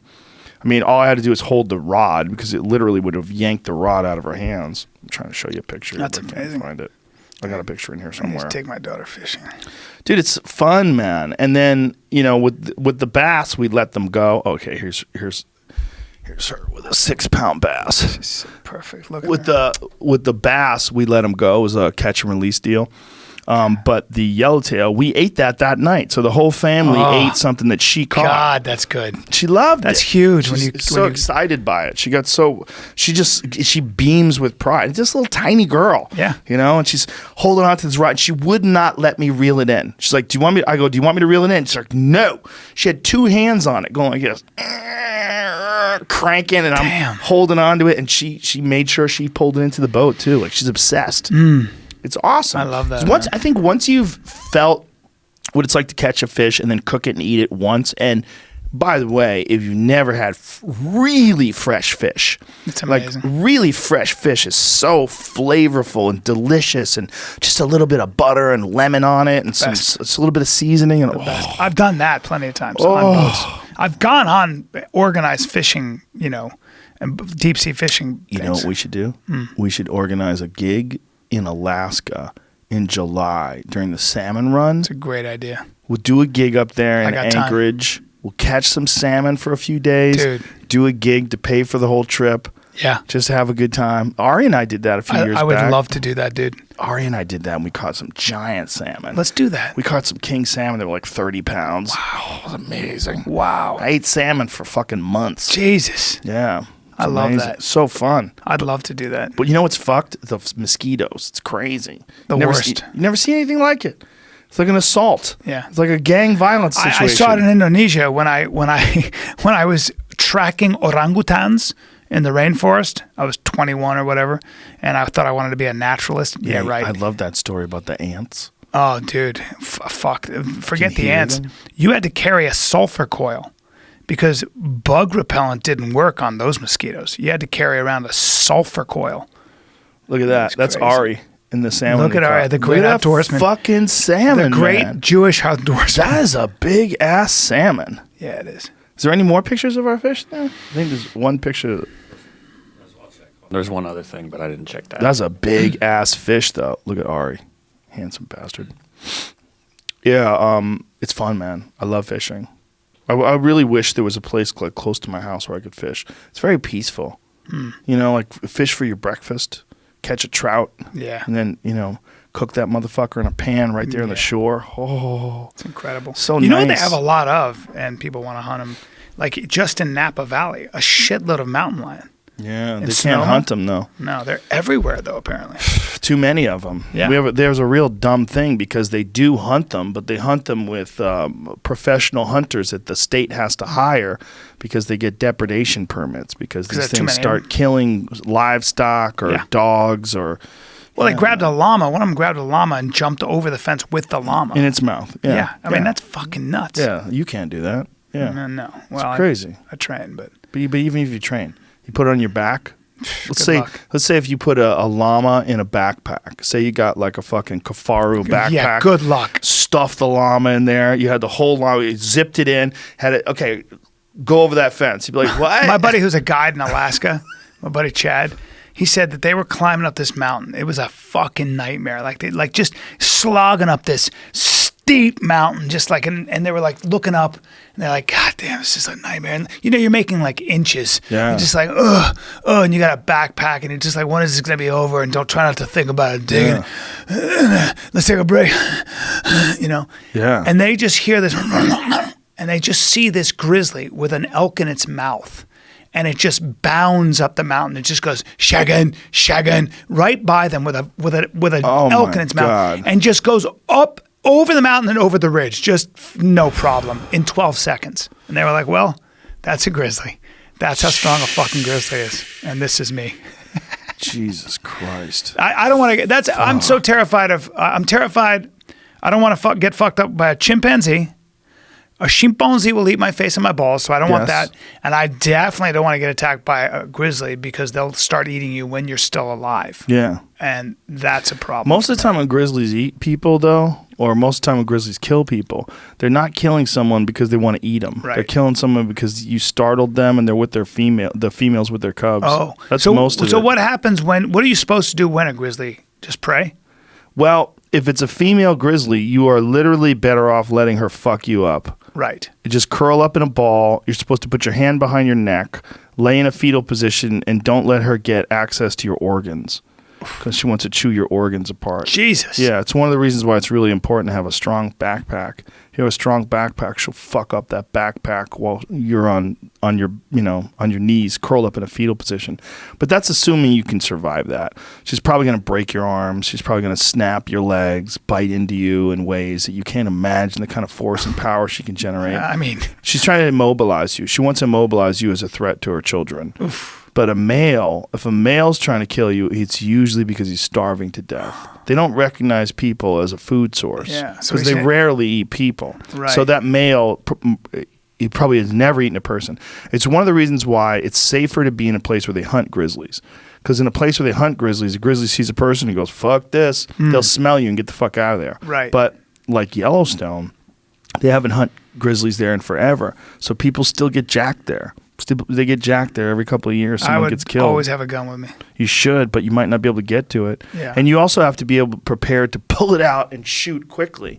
You can't think that just because you have a gun, you're going to be okay. No, because you don't hear them coming up on you. They come up so fast. They move so fast. They run. They run fast as a dog, and they're huge. Is that true? Yes, they run fast as fuck, man. Fuck. And they're huge. I mean, it's a giant animal, What is man. it? 800 pounds? Sure. Think about that. Sure. I just stumbled across a story about this just happening where the bear spray didn't work, and it was attacking the guide, and the client went to grab the Glock out of the pack, and it didn't fire. And then the bear came after him, so he tried to throw the gun to the other guy, and then it didn't. That guy just ran it, I guess. I was trying to follow the story. Who died? And who died? It doesn't. I didn't find out. I mean, Look, it happens all the time. Yeah. The best story is Ranella's story. Ranella and Remy Warren and Giannis Putelis and our friends, they got attacked while they were on a Fognak Island in Alaska. Jesus. Yeah, When? a Fognak Recently? Island is, yes, like 2 years ago. And Remy came on here and told the story, and it's fucking terrifying. God, what happened? Well, they killed an elk, and they had hung it in a tree, and they had taken some of the meat back because you have to hike out. A fognac is particularly dense. It's very, very dense remember when we were on Prince of Wales Island when we went on that hunt? Dense. Yeah. Well, it's like that, but even worse. And grizzlies everywhere. Yes, grizzlies everywhere. I have a huge problem with that. When we were on that island had black bears. Yeah. Which, weirdly enough, they're not as dangerous, but they are more predatory towards people. I want a giant spiked helmet and spiked collar, and I want my guns in my hand. Clothes. And I want Kevlar clothes. I want an Iron Man suit. That's right. I want to be able to shoot sir. rockets out of my hands. That's right. And I want to be able to electrify it when the thing bites me. Yes. Kill it, and then immediately cut its head off and put it on a stake so all the other grizzly bears know not to fuck with you. That's exactly right. Right. I like how you think. There you go. We're on it. Like a man. Yeah, we definitely need to go on a hunt again. I know, dude. It's so much fun. Yeah, even if it's a rifle hunt, I'll go on a rifle hunt. You just love bow hunting, huh? I love it. You bought me a bow. I was going to bring it today. How many times do you shoot it? 0? I never shot it. I wanted to do it here. I bought you a bow 3 years ago. I know. I'll get you a new one. No, I want that one. Hoyt comes out with new models every year. No, I like that one. I've never shot it. It's a great bow. So let me get used to that one. I'll become expert. Well, what I would like you to do, honestly, and we should organize this with John Dudley, because we have access to literally the best archery coach on the planet Earth in John Dudley. He's the best. Wow. He's so good. I mean, he was a world-class competitive archer. Like, he competed on the world stage. He traveled all throughout the planet. But so what is his, what are the principles he teaches? First of all, it's just like martial arts. If you have a bad coach, you'll develop bad technique, and it's going to be very difficult for you to learn. Mm-hmm. You can still excel. Some people still excel with bad coaching. There's people that have just a natural ability to fight, right? Mm-hmm. And you teach them just a few things. They know how to put knuckles to your face. Some people are just better at that. Yep. And they have a good mentality for it. But they would be way better if they were with Firas Zahabi. Mm-hmm. They would be way better if they were with Duke Rufus. There's just no doubt about it. Great coaching is imperative for achieving your full potential. 100%. That's the same thing with archery. With archery, a guy like John Dudley will put the fundamentals in the perfect position for you. And he changed my archery so much that I had been doing archery for more than a year or so before I met him, maybe a year and a half. My whole my ability jumped up 20 to 30% within the first couple hours of meeting him. Wow. Yeah. What? 100%. Jesus. We got video of me and him in my backyard, and I'm laying these nocturnal arrow knocks. They lit knocks, so they fly through the air. It looks like laser beams. And I'm laying them into my elk target at 65 yards, just thunk, thunk, thunk, all of them going into the vitals. Well, boxing is like that. Yes. I had Donald Cerrone one time just sit there and explain to me where to place my feet and what I was doing wrong and why more weight should be on my back foot. But just little things like that. Or my buddy Tarek, and Wayne McCulloch, of course, who I train with, but my boy Tarek, he'll teach me stuff he comes from that MMA background, but just where you're looking, how to judge distance, and there are certain techniques to do it, or just where your back foot should be in relation to that person's foot, just how to set things up. Yeah. And some people can simplify it and teach you those basic principles where you're like, damn, it makes such a huge difference, huge difference. Sure.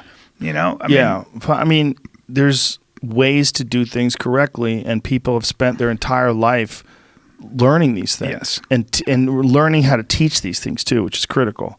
We both came from a Taekwondo background, and I got very, very, very fortunate in the school that I found, that I stumbled into, J. Kim Taekwondo Institute in Boston, was one of the best gyms on earth. Yeah. I just got super lucky. So I learned from the time I was a young kid, I learned the right way to do things. And the emphasis was always on technique. Yep. It didn't matter how fast you were. If you were doing it wrong, you were corrected. The Russians are like that. There's this tennis woman in Moscow who's responsible for the tennis revolution, Sharapova and all those people. And she is a coach she's 77. She's got 2 courts. And the kids, when they get there, I don't think they're allowed to really hit a ball for the first 6 months. I mean, your swing and your positioning, she ingrains those fundamentals so that you can't do it wrong. Yeah. So before you start playing tennis, you are ingraining neural pathways and patterns that are perfectly correct, so that when the shit hits the fan, you get emotional. You don't know how to do it wrong. Yes. You don't know how. Right. Like I think Virgil Hunter and those guys do the same thing when they train. You know, like when Virgil Hill. Virgil Hill. I'm sorry, Virgil Hill. No, but Hunter, who's Andre Ward's coach? Virgil Hill. Isn't that right? No, I think it's Virgil Hunter. Look that up. But what they'll do is Virgil Hill was the light heavyweight champion that Roy Jones Jr. knocked out with a body shot. But Virgil Hunter is, I think, his coach. But Virgil Hill's also. I've been talking to Andre Ward on Instagram too. I gotta get a hold of him. Such a master. Get him in here. He's not just a master. Right? He's a brilliant analyst too. He's amazing. But he was trained where the discipline of fundamentals and perfecting your technique. Virgil Hunter? Yeah, Virgil Hunter. Virgil if you listen to Virgil Hunter, I listen to the way he speaks, and I obsess over that. Like I love watching the old school guys. There's this guy, Coach Anthony, who I watch his videos on YouTube. I think he's in Kansas City, by the way. I'd love to get in there and train with him, but he's a guy who like breaks shit down in those little details, and you just realize what a science boxing is, and you realize like it was that awesome Teddy Atlas thing you did where he goes. His boxer, like you're making mistakes, but then there are mortal, like you're making sins, but you're making mortal sins, like getting hit with shots you don't see. Yeah. He can teach you how to avoid that. Yeah. And that's a little detail. And everything in life is that way. It's like you want to be really good at something, get great coaching, and it's those small adjustments that make all the difference. Like the big difference between the number 100 tennis player in the world and the number 2 tennis player in the world is that much. But it's all the difference in the world. Yeah, learning how to do things correctly in every single discipline is the most important thing. Yeah. Learning how to do it correctly. Yeah. And then from there, all your creativity and all your ability to improvise all comes from these perfect fundamentals. That's right. Did you watch Errol Spence Jr. and Mikey Garcia? I did not. But I want to see Errol Spence. He just looks so much bigger than Mikey Garcia. He's a lot bigger. Yeah, a lot bigger. I want to see Errol Spence and Mr. Crawford go at it. Ooh, me too. That's going to be a fight. That's going to be a big fight. I just felt like Mikey Garcia, who I love, I'm going to watch it, but he just looked so much smaller, and Errol Spence hits too hard. He won't look bigger. He won't look that much bigger than Terrence. Terrence Crawford is about as they're basically the same size. He's a guy who changes things up, man. He's a genius. Always thinking. And he'll come out and fight the first 5 rounds of the southpaw, and you think you got him figured out, and then he'll switch stances and fuck you up. It's so weird. Yeah. That kind of genius, that kind of high fight IQ is crazy. What's also that ambidextrous ability is so critical. I mean, that was Marvin Hagler. Marvin Hagler used to switch back and forth, and you couldn't do jack shit about it. He would fight you as a southpaw just as good as he'd fight you orthodox, and you didn't know what the fuck was coming next. There was that Duran could do that. There was that fighter who said, "I can't." He's reading my mind. He came back and goes, "He's reading my mind." He goes, "What?" He goes, "He knows what I'm going to do before I do it." Well, Duran understood those patterns so well. Yeah. He'd just cut you off. Yeah. He'd just be like, "I know what you're going to do. I can see already what you're setting up before you do it." Yeah, that's like jiu-jitsu. 100%. You know, you ever roll with someone who's really good? They know. I watched Henner. I watched Henner what Gracie. You're doing way before you're going to do it. I watched Henner Gracie take Brennan Schaub, Lyoto Machida. I mean, all these guys, these killers. I was like, he was starting on his back, and they were on top of him, and he would choke them out. I was like, what? Yeah, he lets them take his back.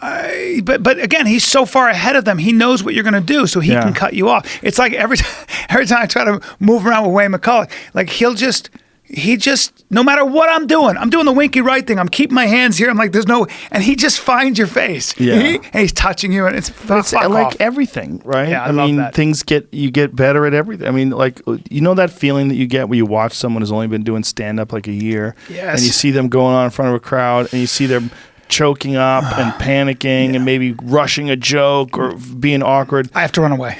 Yeah, man, it's weird. But then, ladies and gentlemen, here's your next comic, Bryan Callen. Yeah. You could just go up and just loose and relax. You've seen it all before. That's what I do. But this is what I like. What I like is that there are all these things that you can do like that, where you just get better. If you keep doing it, you learn more. I think learning things and There's getting an better. art to learning. Yeah, there's an art to learning, but I think it's so critical to enjoying life. I think that's one of the, like, learning stuff and doing difficult things where you can see incremental improvement that's based on your effort and your concentration. I think these are really important for happiness. 100%. Like, think about all of our friends that are really 100%. happy. we're all pursuing things. Also, I know where to place my energy, and I can see myself getting better. But more importantly, I can not only do I see myself getting better, but I come to understandings. When I'm writing stand-up now, when I'm thinking of what my next 1 hour is going to be, I start kind of like getting to what I think about in essence, like where am I right now? I've kind of arrived at a place. I set these goals for myself, and now what? Now I got to stand still. Maybe what the fuck does that look like? Yeah. I'm going to write about that. I'm going to write about not. My life has been either a fight or I'm ready to run away. Right. I did this joke about not wearing moccasins, and I had this therapist who wore moccasins. I was like, I don't trust somebody who wears moccasins. Moccasins are really good for stalking. Yeah, you're either. I was going to say. The only time a moccasin is macho is if you're sneaking up on a castle guard to take him out with a knife, or you're hunting deer. That's the only time. Otherwise, you're a cult leader and you're selling your cock. I have you know what I mean? 3 pairs of moccasins. Well, I don't trust you, unless you got a bow in your hand. If you come out with moccasins and you're smiling, you're trying to fuck me. I just bought a new pair. You did? Yeah. All right, well, good. Just for stalking. I like that. Just so you don't break any twigs under your fucking foot. You want to be able to walk like this. You want to be able to walk very quietly. Well, when I was in Indonesia, and my Dayak guides, the indigenous people of Indonesia, didn't break a twig under their feet. I'm sure. Bare feet, sir. Yeah. Bare feet bare feet are great. I'd bare feet hunt in bare feet. In the rainforest. If I didn't worry about cooties, I'd hunt with bare feet. You got leeches, you got spiders. They didn't give a shit. I'm worried about snakes in good old US of A. As well, you should be. Yeah, especially warm months. Oh, man. The last thing one hears. Painful. Fuck, man. I've never been bitten, but I've had my dogs bitten 3 times. Really? Remember Frank? Yeah, Frank got bitten 3 fucking times. Yeah, Frank and Lucy, they both got bitten. You have to get him. Got to bring him to the fucking doctor. One time I brought him to the doctor. The doctor looked at him and says, well, I don't see any swelling. It might not have gotten him because he killed the snake. I was like, I don't see that. He's such a psycho. He's not smart. Yeah. He just would charge in and just snap at things. Yeah. Like the idea that this thing didn't bite him. And he goes, well, if he's feeling bad, take him back in again. I bring him home. An hour later, his face has got growing a basketball off the side of it. That's what happened to my dog. Just a fucking. I bring him back in. But it was expensive too, man, which is a real bummer because it's thousands and thousands of dollars for this anti-venom. And if you're a poor person, they want that money right now. I know, man. Yeah. I have pet insurance.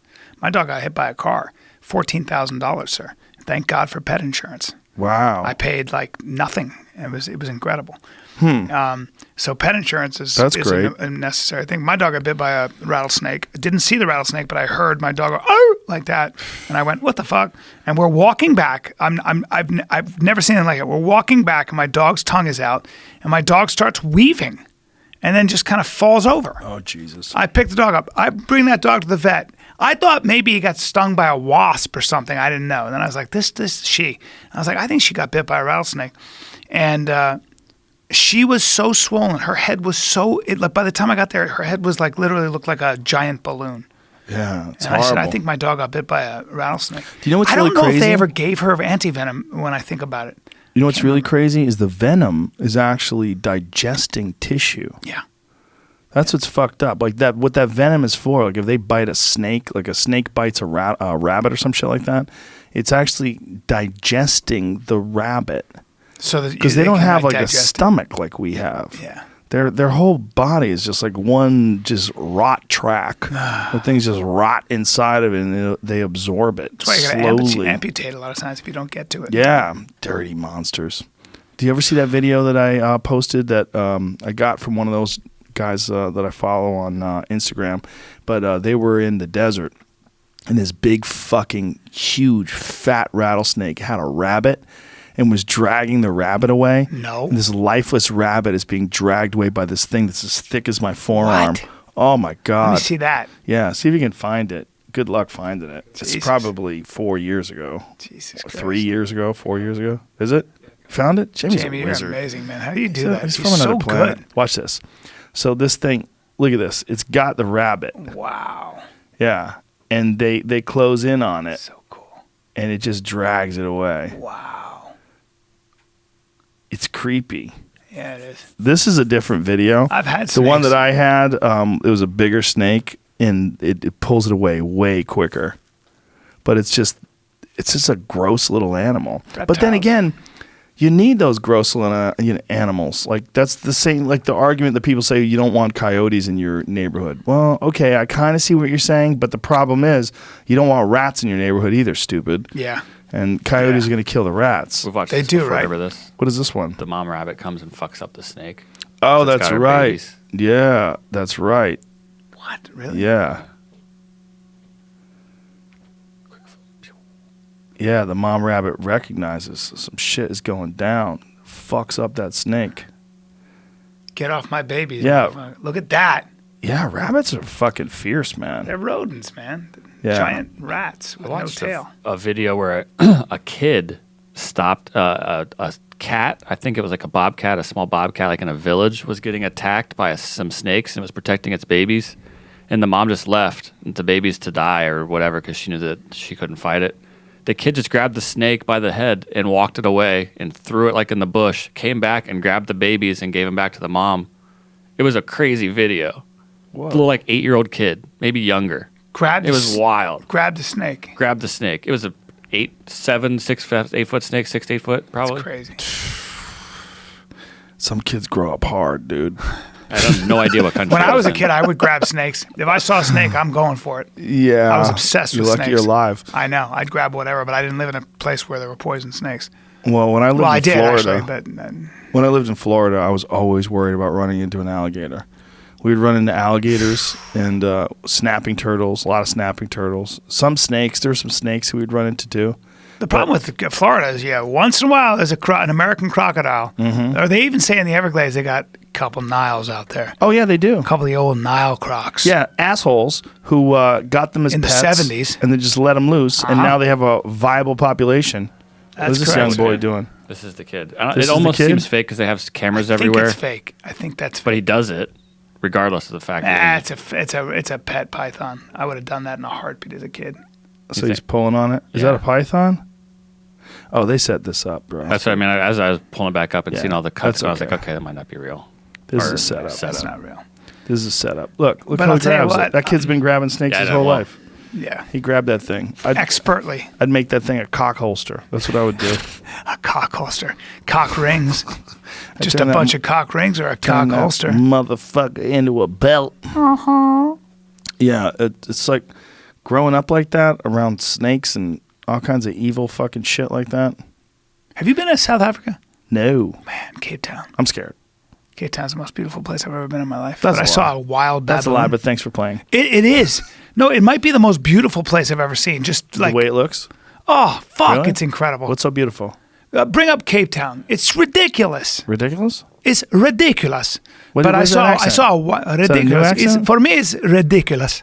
It's not. I at don't do. that. Oh, it's so beautiful. Not bad looking. No. You don't understand. Kind of like Australia better. No, you have no idea. Don't ever bring up Australia. Wait a minute. What about Maui? It's better. No, that's not true. I'm telling Now you, you're Cape just Town. lying to I've been all over. Cape Town is got my number I'm one. sure it's awesome. In terms of breathtaking. Really? Yeah, and food. And it's Would a you powder have keg. any interest in going to Africa and going hunting? Well, I've been to Africa now 4 times. Yeah. It's a long flight. What would we be hunting? Antelope, shit like that. Kudu. I love kudu. I've eaten it. Nilgai. It's delicious. But at the end of the day, I feel you'd get the same. In a way, I feel you could get the same. Because can I tell you what that would be? You'd go to a game reserve, which is probably an abandoned cattle range, Yes. and they stocked the area with those animals. Yes. And so, in a way, I think you could get the same exact feeling in Texas. Yeah, in Texas. Right, You could. in Texas. You're And I'm not totally right. kidding. And in Texas, you could go get Tex-Mex. Correct, sir. Get some And solid now, great barbecue food in Africa and because they no probably malaria. there are a lot of those issues, Yeah. right? So the trip, by the time you get there, you're older. It's just too fucking long. You're older. Yeah. 16-hour Fucking flight. 16 hours, but then you Yeah. got to take a fucking bus and the whole thing, and something goes wrong every time. What do you got, Jamie? That photo I just flashed up at Cape Town just made me think of something I saw yesterday that I don't know if you saw. What's that? So they can create a picture like this Oh yeah, I did see that. If you draw like a little sketch, they could turn that into instantly turn that into a photorealistic picture. You haven't seen that? No. This just came out yesterday, 2 days ago. It's fucking bananas. So look at that sketch on the right. So through the software rendering, they could do something like that on the left, and then they make it on the right, but make it with a lake and a mountain. Like, watch this. Bam. Damn. What? Yeah. So this is within seconds. They can create this. And what is this software called, Jamie? I don't know the software. From what I saw, is made by NVIDIA, which is the video card maker and all sorts of other things. For so do you think images. they'll ever be able to replace comics? No, I don't think they're going to be able to figure out personality. But I think what they'll never figure out Joey Diaz. Right. But I think what they can do is make artificial reality. They're going to be able to make artificial reality. It's like, how long will it take before that artificial reality? I don't think you can quantify creativity. I might be wrong though. I might agree be wrong. that I might be able to figure it out algorithm. eventually. Because part of what creativity is surprise and almost destruction. Like when you hear somebody say something you've never heard before, or a different take that kind of destroys the old way of thinking. That's kind of what a lot of creativity is. Innovation is a form of destruction. Yes. And so destroying ideas. Yeah, but like when you see a great piece of art, like there's a majesty to it. Yeah. There's an awe. You're awestruck, like the Vatican, the inside of the Sistine Chapel. Perfect example. I mean, you're awed that a human being did that for the sake of beauty in itself, like over the course of hundreds of years. Well, too, yeah. And generations of artists, right? They'd work on the same tapestry or something for like that is an act of faith, and you're doing it for its own sake. You're not even doing it because you're making money. It's like you are doing it because you can, and because you want to see what you're capable of. Like creating beauty for its own sake but it's original. It changes in many ways your perspective. Like you kind of go, So Nietzsche and Schopenhauer talked about the idea that there's the will, right? So as a human being, you're stuck in this fucking, I gotta eat, I gotta fuck, I gotta sleep, and I gotta breed. And I eat and I sleep and I fuck so I can breed, and I can stay alive and then further my gene pool. And you're stuck in this kind of like will to live. And but there is a respite. And that respite is when you see a great work of art, or you're doing great works of art. And somehow when you see something beautiful, when you're laughing really hard at great stand-up, when you're seeing an amazing movie like American Beauty, the state it puts you in is so incredible because it gets you to forget momentarily about your own biology, about your own urges, your own needs, your own wants. For whatever reason, you rest in this state of majesty, this sort of high relief, this your higher self, or you go, man, that might be what God's about. That might be what it's like to be touching something bigger than myself or bigger than all this other appetite stuff. It's almost like something you forget that. You forget about death and you forget about your fears and everything else. Those feelings of inspiration. That can happen when you're listening to great music, or it can happen when you're making great music. But that is almost the only time you have, I guess, and of course we can talk about flow when you're climbing a mountain with no ropes or whatever it might be. I think that puts you in those states of true focus and true flow. And that's what we stay alive for. We stay alive for that.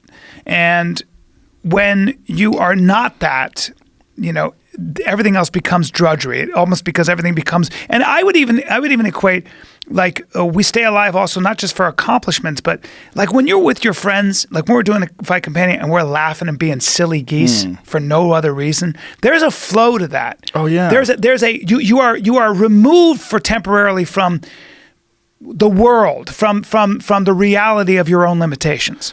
And there's something that's so beautiful about that. I think Nietzsche talked about the idea that you can actually make your life that. Like your life should be a work of art. Live dangerously and leave a good-looking corpse. Don't worry about all the other things. Just it's worth living dangerously. But Nietzsche was a mess. They're all a mess. That's part of the problem with listening to him. Every fucking philosopher, I've done my own studies on that. Every philosopher didn't get laid and they lived alone.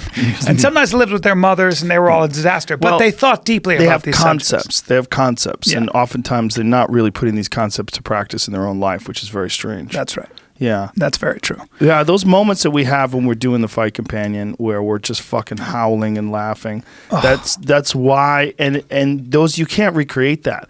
You know, one of the things that's interesting about Fight Companion is a bunch of people have tried to recreate it. They've done their own, and they always abandon it. They just give up. That's because we're really friends.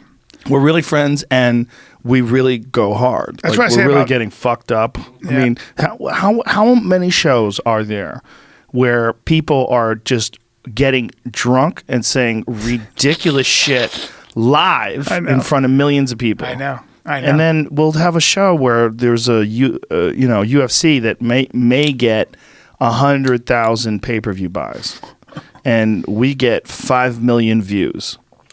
Is that how many? Is that how many we get between in between YouTube and iTunes? The next time I take my shirt off, I gotta be a little more jacked. Well, at least you don't have psoriasis anymore. That's true. But Shab, like people that try to they're like, well, you know, Fighter and Kid, I want to start my own podcast. Well, what do you? I go, we're friends.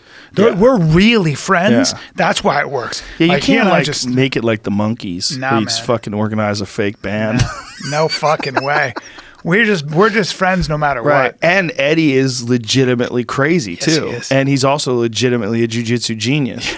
You know, and he's an innovative fucking and he really does think the earth is flat. Like him and I have conversations with. I'm like, Eddie, stop. Once you go flat, you never go back. I'm like, what does that mean? He's great. What does that mean? He's so great. I don't understand that thinking, but that's part of the reason why he's fun. Yeah, you know, I was talking about him the other day, and they were like, he bugs me about. I go, he's a genuinely good person, though. Oh, he's awesome. He's a genuinely I love that good guy to death. Being. He's been one of my best friends for 20 fucking years. That's why, because he's such a good person. Yeah, he's a great guy. He's a great person, and he's brilliant when it comes to jiu-jitsu. I mean, really brilliant. But like his unique way of thinking, his creativity, is what allowed him to formulate that system of jiu-jitsu with a lot of very unorthodox entries and submissions. He's very, very, very, very clever with his jiu-jitsu. Very clever. It's so important. But that, you wonder sometimes his brain, that kind of brain, can have, it cuts all the way across. It can have liabilities. Your strengths are the same as your liabilities. Well, we all have that. Super obsessed with conspiracies, like legitimately super obsessed. But it wasn't always. It's a form of identity, though. It also gives you a tribe and it gives you people. All of us have that. Yeah, well, he does that Tinfoil Hat podcast too with Sam Tripoli, and then they do conspiracy stand-up comedy where they go perform at clubs together. But it's really selling well. I mean, they're doing great. So, I mean, it's great for Sam too. Yeah, it's good to see. Sam's a great guy. Like I was saying earlier, we're insanely fortunate in our circle of friends. I know. Insanely fortunate. And the camaraderie that we all have, that we all protect each other and look out for each other and support each other, and But I noticed that too. Like, I feel so lucky that I get to do stand up because the challenge never goes away. Yeah. And then I see a lot of actors like Sean Penn, like Johnny Depp, like the guys I really looked at, Mickey Rourke, and something happens to them along the way. Brad Pitt, not so much, but the real actors that I really kind of thought were. Something goes on. Like Brad Pitt had a real struggle, and then he married a crazy lady. Yeah. I think was his struggle. That. I don't know. He married a chick who was ridiculously hot but crazy as fuck. Yeah, I think they might get. I don't know. Acting doesn't. When you've done a movie, when you're on set, you're shooting a page a day, and that mundane, repetitive process. You're in costume, you're saying the same fucking lines, doing the same scenes over and over again.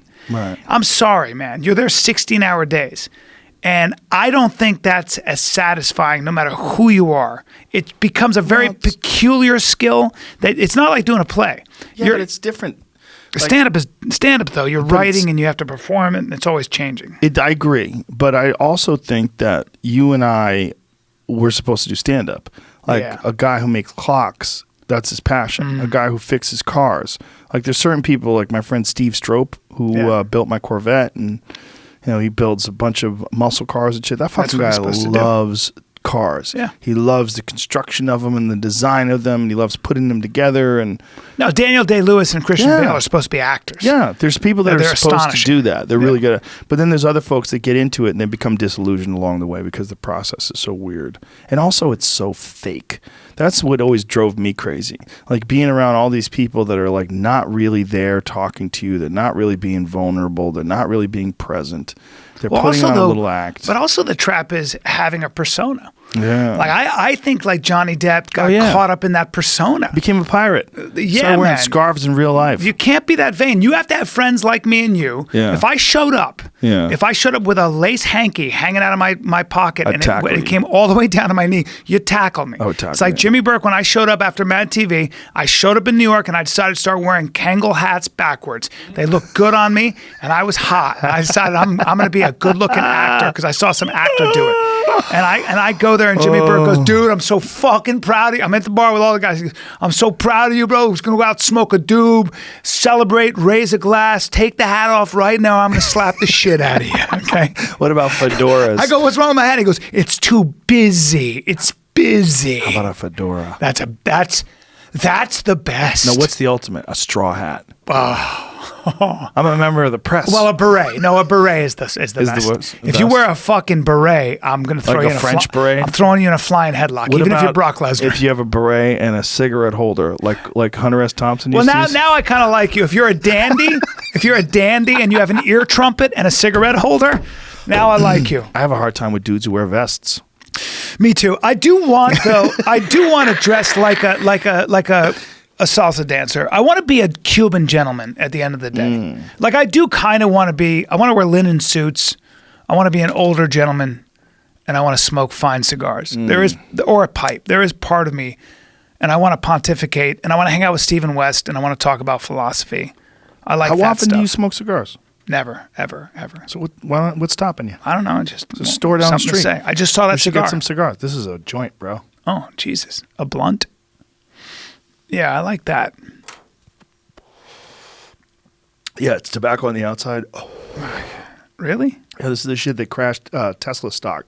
Brought it down 6%. That'll hurt my lungs, man. Is it mostly weed? Oh, yeah. The inside's weed. You get a little head rush from the tobacco. And then you get a little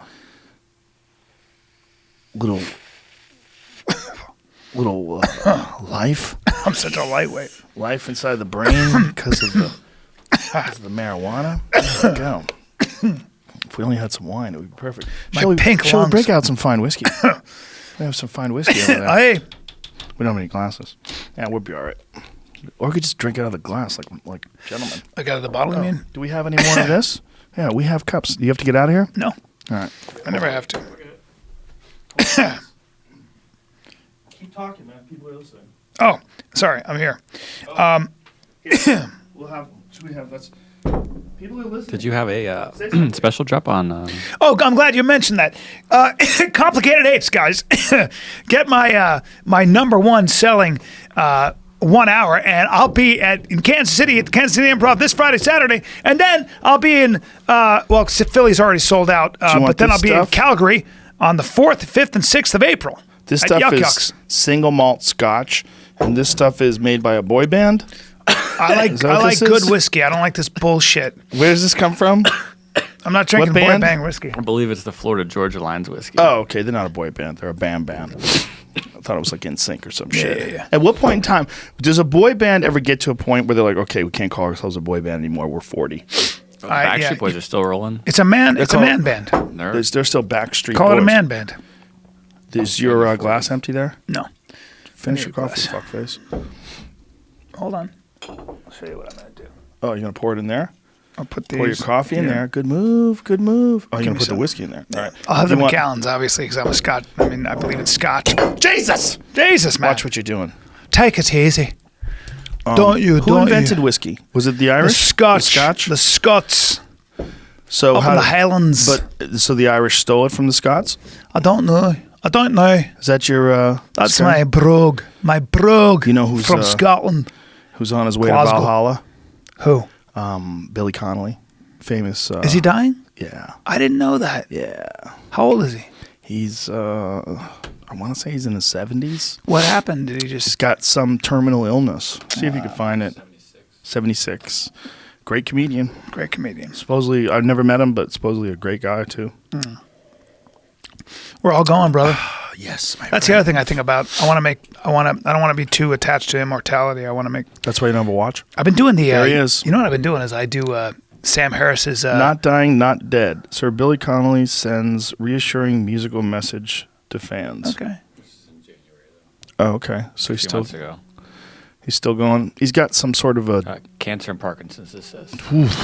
double dose. Fucking machine breaks down. God. I've been doing... I've been reading... I'm doing Sam Harris's Waking Up app. Really? Guided meditation. I've been doing it now Like it? for 3 months. I love it because I read his book, Spirituality Without Religion, and I really liked it. I've always dabbled. I've always thought about meditation, but I, without fail, have done it now for over 3 months. And it's only 10 minutes a day. Sometimes I do a little longer, But it's kind of profound. I never would have seen the value of it, but it took me a while to see. He helps... He's a very good guide because he's been doing it for 30 years. Yeah. And he's a very smart guy, obviously.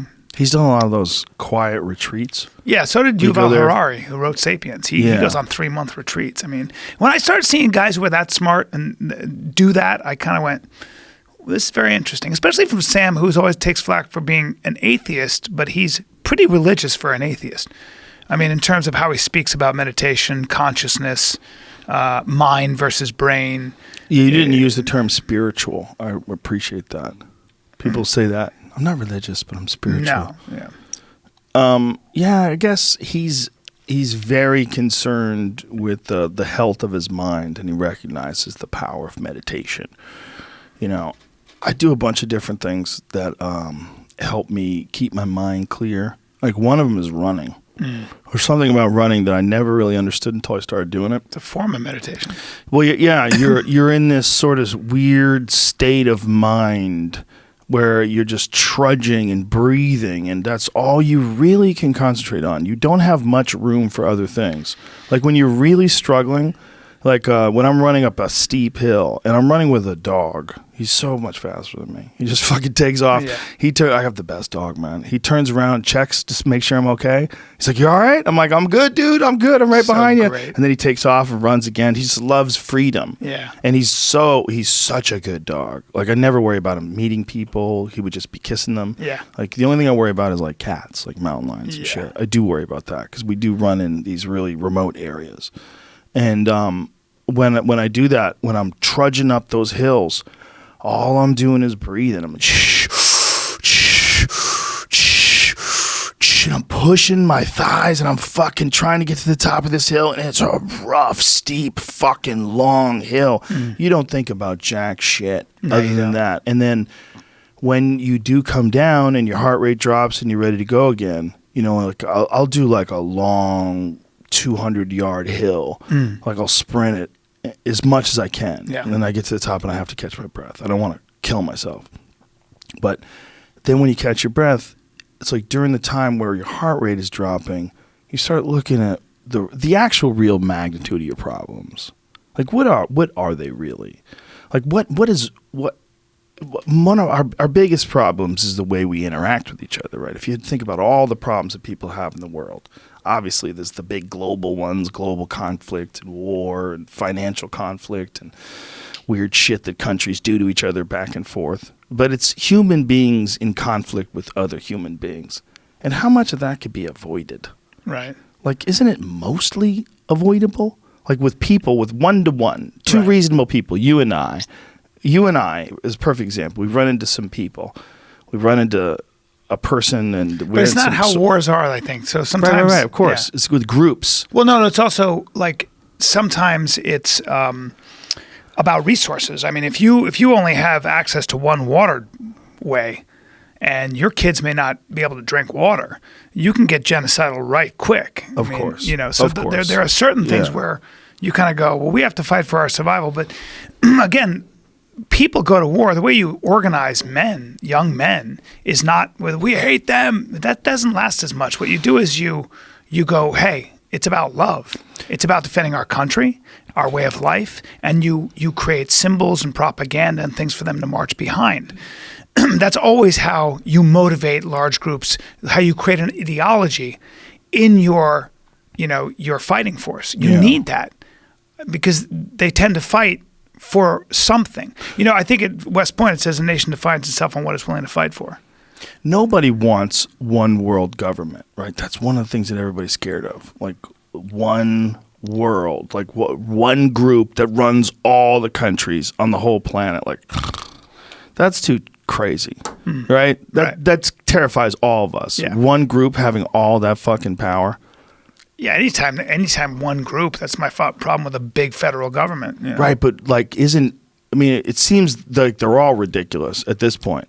But if there was laws that we all agreed on, like you can't just, like say if you go to Singapore with weed, you go to jail for like the rest of your life. Right. Like you get hung. Dude, if you're a dealer there, they'll hang will you. Fuck you up. Yeah. You can't be traveling over there with cocaine or anything crazy like that. They hang you. Yeah, you're in deep shit. No jury, just a judge. Lee Kuan Yew talked about that. He goes, "Yeah, we hang about 7 people a year. It's sad, it's terrible. No, just judges. But how many people die from drugs, from your drug issue in the United States? How many kids are orphaned?" I was like, "Oh shit." Hey man, they have a perspective. It's 100%. A hard ass perspective, but we've got to realize that perspective exists still on this earth. Yeah, like it's really interesting when you think of all the different cultures. Like I was thinking of like stoic cultures and cold northern cultures, and they have to get ready for the winter. Yeah, man. Or you starve. Germans and the Swedes and the Nordic folk. Yeah, time becomes a real factor. Time with your harvest, when, all that stuff. Also, no bullshit. Some fucking insane genes in these people, right? Like that Game of Thrones guy. Brock Lesnar's folk are from that fucking part of the Iceland, world. Yeah. Land of the giants. Yeah. It's the craziest, hardiest stock survived. The real Vikings. Yeah. And the real survivors. Like they have to deal with some shit in the winter. Yeah. Before there was any kind of cars, I know. Those people were living up there riding animals when it was God knows how fucking cold. You wore those animals. Covered in skins and shit. And they would open the door and wind would be blowing. Giant beards. But one fire in the center of this fucking house and everyone's gathered around the fire. It was all about staying warm, man. And having enough to eat. And then you had to worry about some other dudes just like you coming into your town and fucking you up while you slept. And taking you as a slave. Oh, my God. Chopping you up in front of your family. Yeah. People just chopped people up. That's right. And that's mostly what happened forever. That's right. Mostly what happened. Yeah. And by the way, we're going to impregnate your wife and kill your kids or enslave them. Oh, yeah. Everybody got killed. Everybody got raped. And that was normal. That was life. And people made it through that to some form of security where they started thinking about rules and laws and how to enforce them and keep things civil. Well, yeah, I think I think the fascinating thing is slavery. Slavery was the order of the day, and the leading philosophers and moral thinkers of our time, from Jesus to the Buddha to Muhammad to Socrates and Aristotle to all of them, never ever really spoke much about slavery, about owning other human beings, about selling someone's children. It just was never really brought up. It just wasn't. You just see it. It's like it was just what was done. And then, who really started the abolitionist movement? The beginnings of the abolition of slavery worldwide. Who did it? No. Who? The British. In the 1800s. Really? And did it in specifically evangelical Christians. Wow. The abolition movement was started by what you'd call, fanatic, Christians, but they risked everything and convinced the crown to enforce a ban on slavery in the high seas. So if you were a British naval, ship, even if if there was a Turkish ship over the Ottoman ship over there and they had slaves, the British spent years and great cost at basically hanging slave traders, freeing slaves, all that stuff on the high seas. So even though there was a lot of racism that went on, the Brits and their navy were the ones that began the abolition of worldwide slavery. Didn't allow it on the high seas. Now, how amazing is it that that didn't take place until what? 1865, sir. Now listen. Well, that's when it was abolished in America. Was that abolished all countries? No, Britain abolished slavery, I believe, way earlier than America did. So we were 1865. We were 1865. Another thing to remember is the United States has been a country with slavery longer than it's been a country without. So that gives you an idea of how recent that is. Okay? Stop and think about that. Yeah. That number 1865 seems so recent now. It used to, when I was a kid, it felt like it was forever ago. Yeah, I know. When I was like 5 years old and I thought about slavery, I thought about it as being like eons and eons in the past. Do you know what book I just read? What? It is besides the Bible, arguably one of the most influential books ever written in the 19th century. What? Uncle Tom's Cabin. Whoa. Yeah. I realized I hadn't read it. And well, I mean, I think that it's Harriet Beecher Stowe, and I think the legend is that Lincoln said, "So you're the little woman that wrote this book that started this great war," because she put this. She had never actually. She was from the North, but she interviewed fugitive slaves and people who used to be. And if you read that book, man, it put such a face on what slavery, the brutality, what it was really about in this country or anywhere, where you could take a woman's child, 8-year-old, and you'd get some money. And it's the story where the slave trader goes, "Well, I'll buy the kid. I could fetch a good price for him down south, and we'll take him when his mom ain't there. Maybe have her go do a chore, so when she comes back, Otherwise, it's all kinds of hemming and hawing." And they had slave brokers who would come in and go, "Look, your plantation is in debt.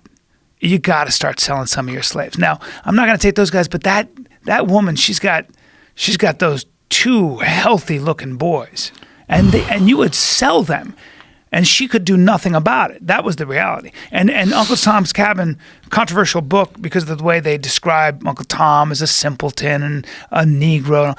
But I'll tell you what it did is she made you realize in Technicolor, with a human face, just exactly how horrible it was.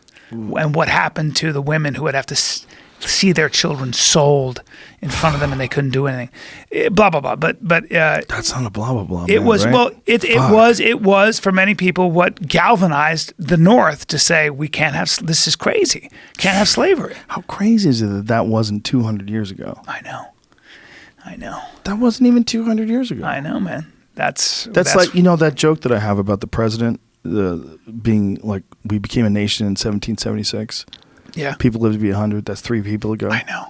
That's Isn't that real. Crazy? It's real. We're infants. We are infants, and we're in the process of this thing where we're figuring out life, what's fair, what's right, how to run shit. And we're doing it based on this idea that someone had already got it dialed in. Whether it's through the Constitution or whether it's through the democratic system or whether educational system, all these different systems that we have, that they're perfect and they're in place and they're ready to rock and they've been rock solid for generation after Wait a minute, how long have they been around? I know. And you go, wait a minute, hold on. So that's it? Oh, wow. So what did they do before that? What did they do before? Wait a minute, what did they do before? When did they have the ability to print? Yeah. Okay, that was like, what, 500 years ago? Mm-hmm. When was the printing press made? In the 1400s by Gutenberg. But then it didn't really take hold till the 16th century. So imagine having everything you read, someone has to write with their fucking hand. Right. You have no idea if it's correct. Right. You have no idea if they're telling the truth. They're just writing it. Yeah. It's nuts. For years and years and years. And that's like probably the main reason why they probably had to establish higher schools of learning. Well, the scribes. Who's writing this? Yeah. Wait, hold on. What are you doing? Yeah. The stuff that you're writing, how do I know it's true? What's your method? Yeah.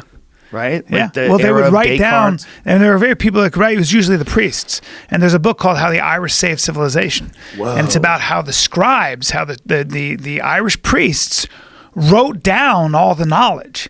They wrote it down in books, and they carried it with them. So it's like this whole story of how the libraries had to be painstakingly imitated. And then the printing press in the 1400s, 1445 or whatever, and Gutenberg, he was a watchmaker and invented this thing called the printing press. And nobody really used it, but then people could disseminate ideas. It was like the internet. Yeah. You'd have an idea, and all of a sudden, instead of having one book for 50 miles, you could print out paper and make multiple copies and send them out. Damn. And then all of a sudden, a guy named Martin Luther goes, "If I have the Bible, what do I need these corrupt priests for? What do I need to pledge allegiance to Rome?" I was just going to say that. I've Martin never been Luther there. used to make those posters, right, and Yes. put them up. Yeah, the proclamations. Yeah. And in Bitburg, Germany, I think. But either way, this guy was, But Did you ever listen to the Dan Carlin series on that? I didn't. Oh my God, it's amazing. Dan Carlin's He great. explained Lutheranism, explained the whole movement and how he got away with it because he had a high public standing, so they didn't prosecute him Yeah. or sue him. Or they figured out a way to translate the Bible where other people could read it that couldn't speak Latin. That's right. They figured out a phonetic translation for it. So that now Yeah. you have. So if you have the Word of God, what do I need? The Protestant Catholic divide was about essentially. Wait a minute. I don't need to pledge allegiance to this giant institution called the Vatican with all the money and the costumes. What if I just have the Bible and I do what Jesus said because I can read it right here? Yeah. All of a sudden, now you're a Protestant. That was what everybody was scared about. I mean, it must have been the most horrific thing about the religious power back then. Like Rome had armies, right? Yeah. This was like when Genghis Khan was roaming the earth and running through Russia and Asia and Eurasia. Rome was like they were thinking about going to battle with these people, Yes. the Mongols. Like Rome had armies. Yeah. The Pope had wives. This was like really, in a lot of ways, was almost in an ancient way, like a similar position to that the United States has now in terms of the whole world, right? I'm so high Rome. right now. Yeah, of course you are. I'm, Real no, I mean, marijuana. I'm sorry, but what was that you gave me? Because I only took one hit. It's marijuana. It's a blunt. Why am I in a tunnel?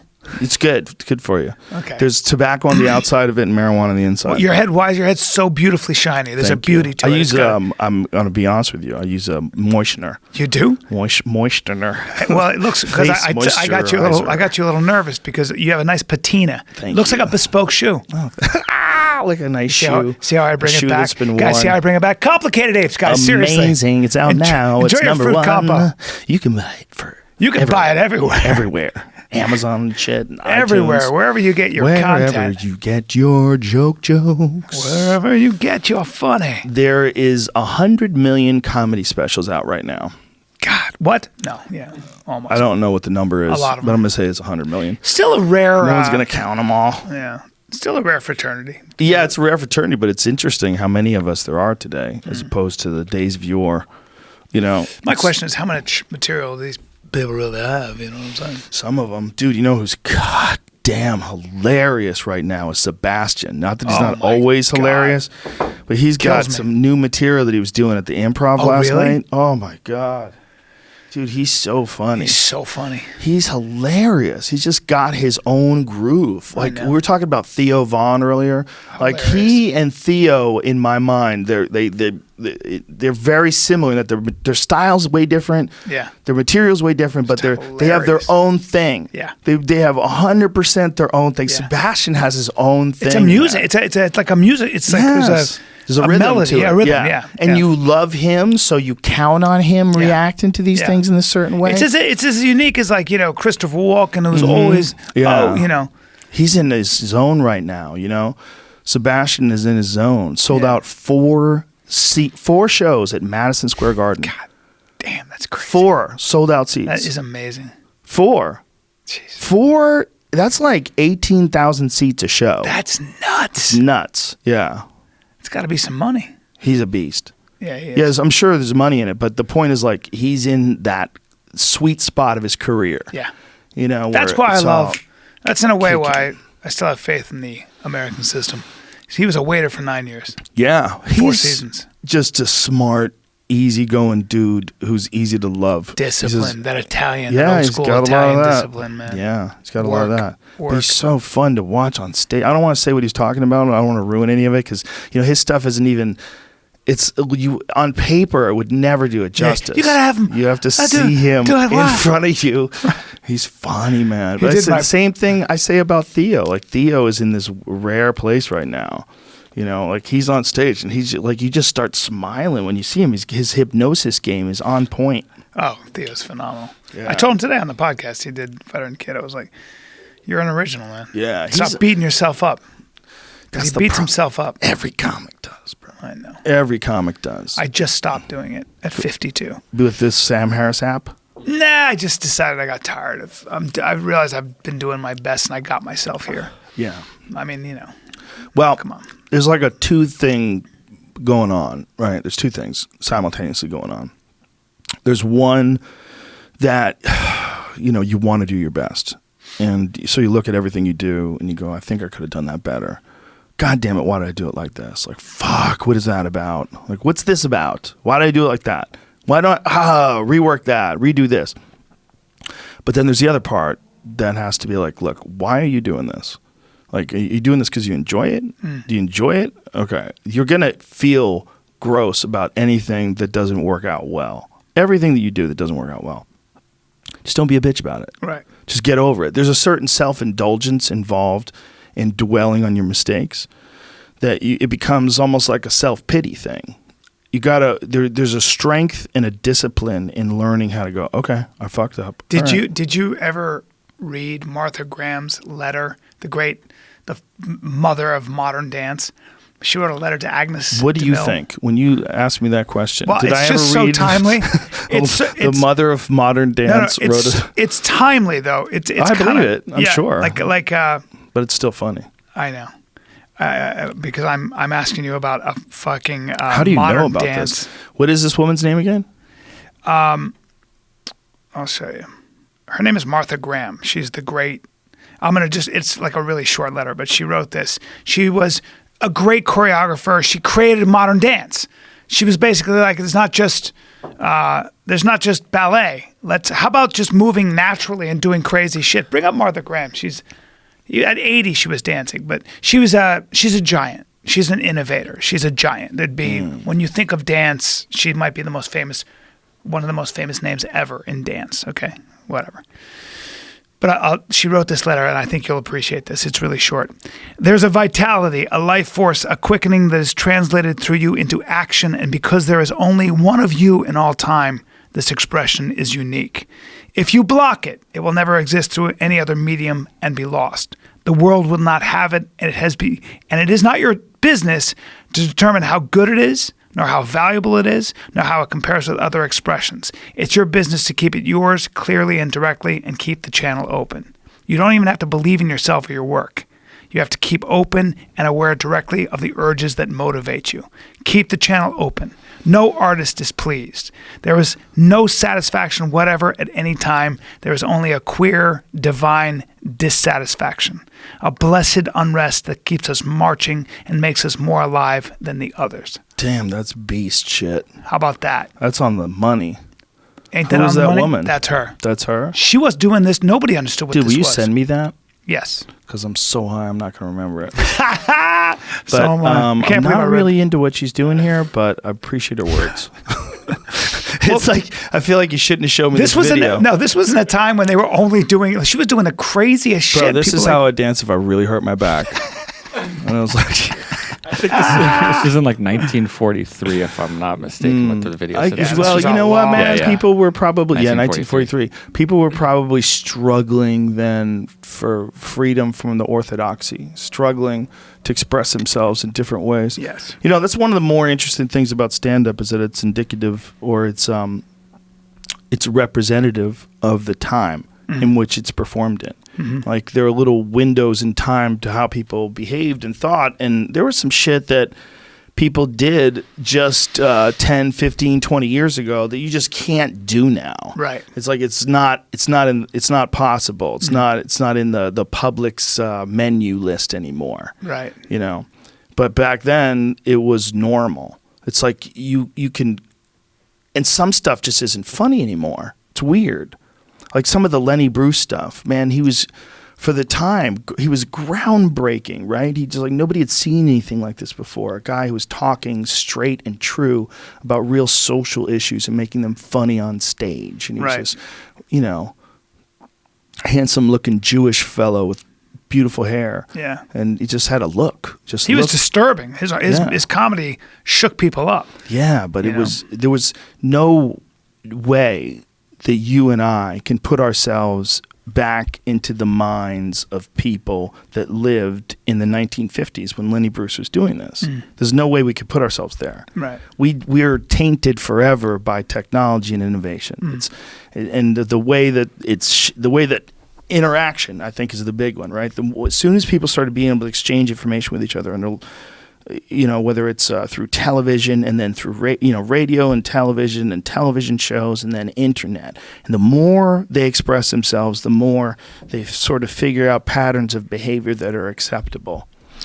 Yeah, but I wonder at times whether or not, I think stand-up is having a renaissance, but like music and things, I don't think we're living in a time of genius, are we? Or do I not know enough about music? There's some great shit that's being made. There's just so much that's being made. Right. Black Keys are always putting out great shit. Gary Clark Jr. has an amazing new album. It's amazing. I love him. It's so good. He's got such a signature guitar sound, man. His fucking guitar sound is like, I love that style of, you know, he did him and Honey did a show together one night in downtown LA. Damn. And I recorded some of it and put it up on my Instagram. And they were doing I the saw Allman that. Brothers Midnight Rider. Yeah. See if you could find that. It was phenomenal. It's crazy, man. She was reading the lyrics off her phone, I think. She didn't even know the lyrics to the song. She had to go and get it, and she was singing in real time while she's ringing. Yeah, I saw that. I remember right while she's reading, rather. And so he's doing Midnight Rider, but he's doing it Gary Clark Jr. style. Damn. And it's fucking amazing. One of the coolest things I've ever. Here it is. You see, that's his style, you know what I'm saying? Damn. Gary Clark this song. Ooh, look at that. Damn.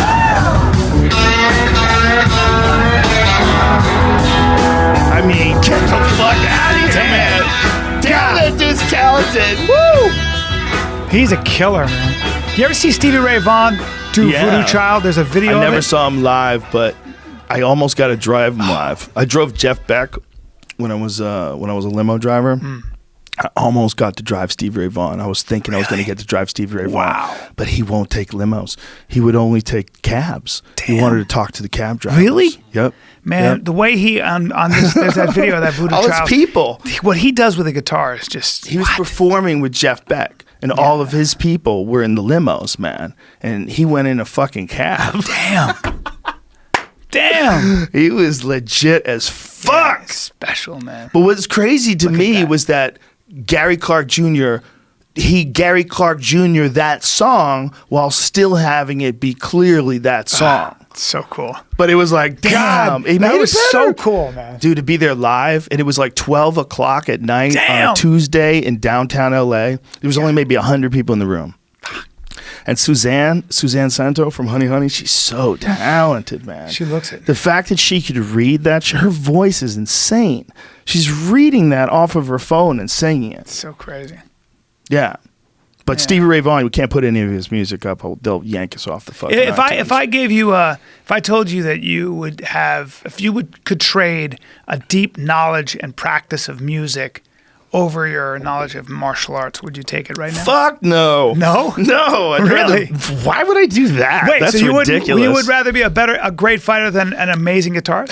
Yes. I don't know how I feel about that. I love the art. Yeah. I don't have to make it. No, but I can't play at all, and I'll listen to Gary all day. I'll listen to. I made this podcast, the Joe Rogan Experience, because of my obsession with Jimi Hendrix. Right.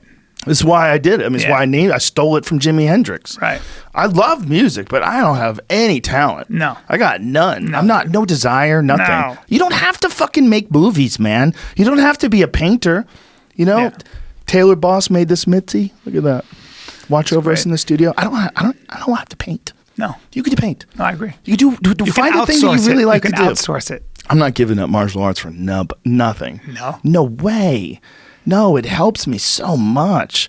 It's so important for me to just to have the ability to get out 100% of aggression, be able to hit a bag and just get into a flow, smoke a joint and then hit a bag. You ever do that? Oh, I could dude. never.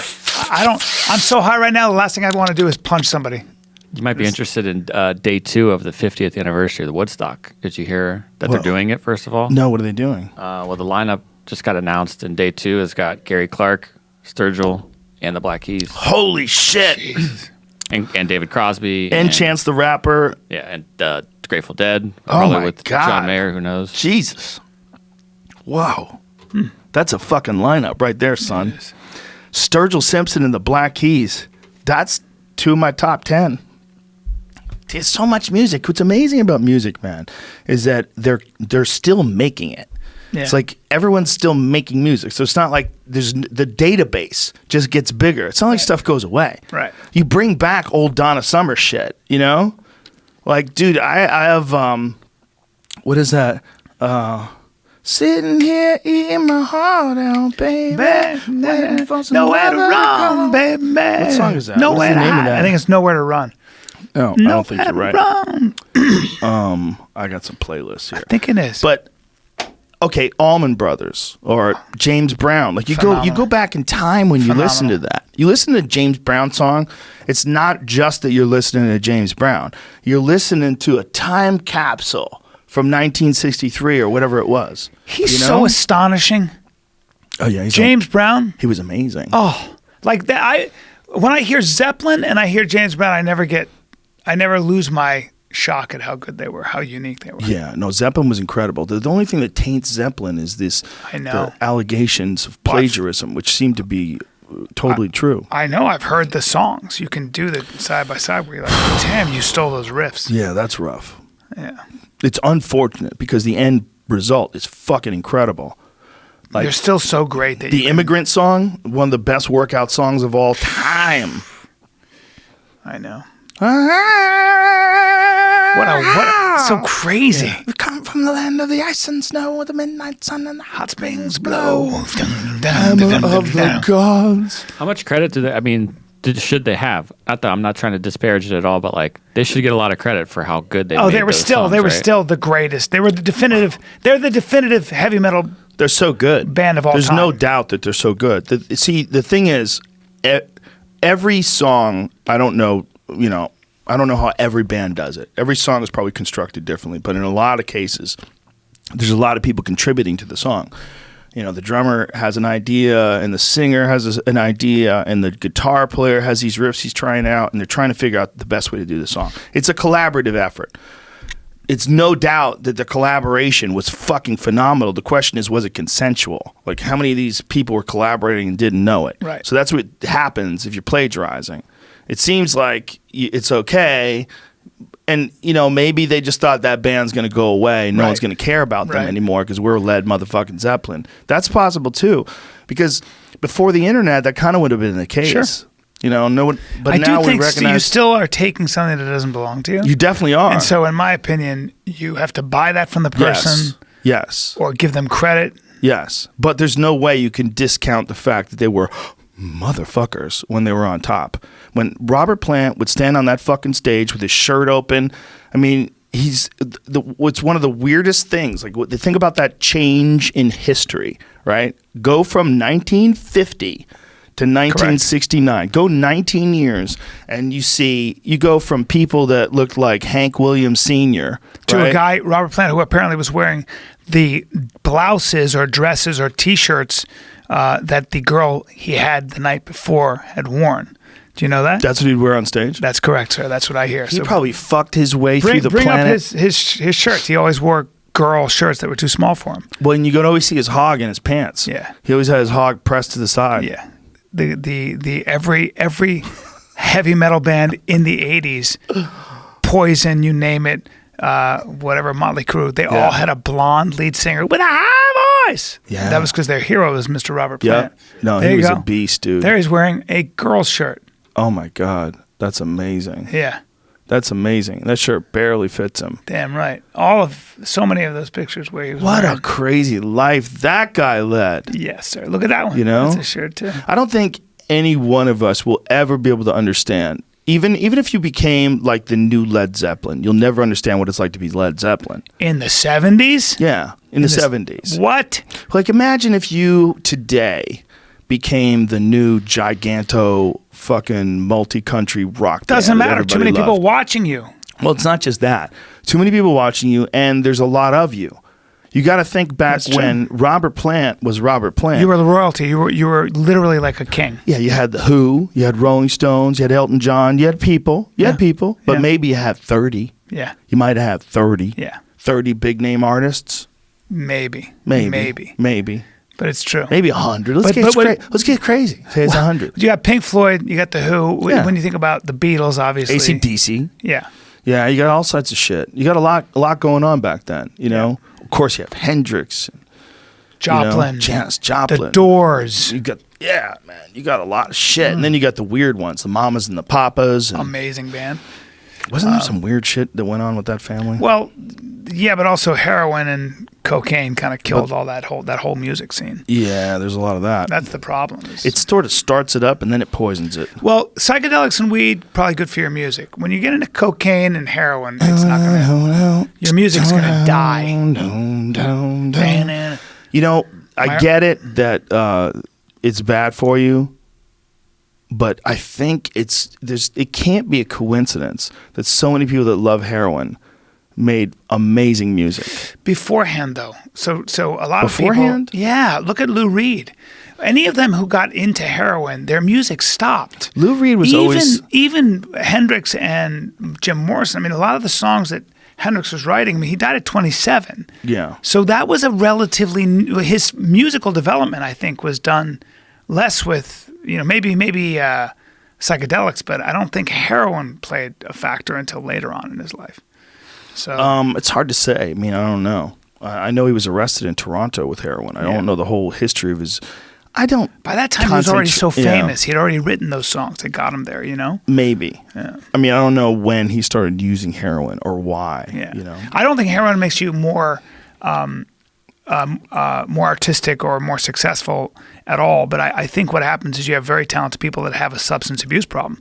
That's what Stephen King said. He said, I'm a great writer, but I don't remember writing Cujo. Yeah. My alcohol didn't make me a better writer. I'm a really imaginative, talented writer who happens to have a substance abuse problem. And I had to get rid of it. Yes and no. Yes and no. Because yes, he is unbelievably talented. Yes, he's an amazing writer. He's one of my personal favorites. I mean, I probably read more Stephen King books than any other fiction author. But the stuff that he wrote when he was doing drugs was hardcore shit. He wrote The Shining and Cujo and the Tommy Knockers. Shining was one of the best. He wrote all sorts of wicked books, man, where there's just evil intentions and ruthless actions and shocking scenes. And the fact it was a coincidence he was doing coke. It's just a coincidence he was drunk no, I and think, doing coke. I don't think that's what wrote the books, though. I think it did. No one's saying yeah. that. Look, vitamin C doesn't make a person. Right. These are tools to squeeze the most out of your imagination while suppressing any sort of societal handcuffs you might have put on yourself because of the horrific notions. Like he said, he would say things in his book where you would go, whoa. Like you would have to take a step back. Like what kind of fucking person thinks this up? Right. What kind of person? I'll tell you what kind of person. A guy who's drunk as fuck doing coke. Yeah. Who's also a great writer. It's not that. Yeah, it's I mean, not, I don't it's know not what that I he's don't know not what those capable drugs, of writing that stuff and digging into his. I'm not saying that. I think he probably could have achieved the exact same results on the Natch because he's Stephen motherfucking King. Cocaine might have focused his mind for. It's 24 hours. It's also possible that stuff is rocket fuel. It's rocket fuel for your physical energy, your anger, your moods, your inhibitions dissolve, and it might open up the pathway to that forbidden door of demon rape that you didn't want to get to. You didn't want to get to. And that becomes like the best scene in a Stephen King book. It gives you courage. Oh, what the hell's that? Pet Cemetery. Just came out. What is it? They just brought up. They remade it. Oh, Just came no out this way. weekend or last week or something. No or it comes out way. in a week or two. Yeah, I thought. Is it a comedy? No, definitely not. I heard it's really good. Really? Yeah. Oh, John Lithgow's in I it. gotta go, kids. That guy's always good. You gotta go? I gotta go meet my family. Let's close it down, Bryan Callen. Joe Rogan, thanks for getting me Thank way you too high to move. Thank you for having the #1 comedy special on the planet Earth. Something on like the that. iTunes. Somebody told me that. I think I saw it. All right, good. I saw it myself. Complicated Apes. Yeah. Come And see me it's- this weekend. Where are you at again? Kansas City Improv. Kansas City Friday, Improv. Saturday. That's a great club. Yeah, I hope I'm not still high. I don't know what you put in You this will stuff. be. There it is. There it is. Look There it at is. that, you guys. Bryan Callen, Complicated Apes. Because that's what we are. Indeed. All right, sir. Thank you very much. Love you. Always Love good you to too, hang pal. with you. We should do this more often. We always say that. Always a We're blast. doing it like every couple months now, right? Yeah. Jamie, when was the last time? Just Bryan. Yeah. It's been a while for just Bryan. How much? I don't know. I 6 didn't look. months? It's been a while. No, 2 years. Might have been a year or years. two. Yeah. Yeah. Dude, time's flying too quickly. I know. It's Okay, crazy. let's do it every few months. Thank you. You and me. Every few Thank months. you. I'm Can we? down. All right. Please. Thank you. Oh, bye-bye. Bye. Bye, everybody.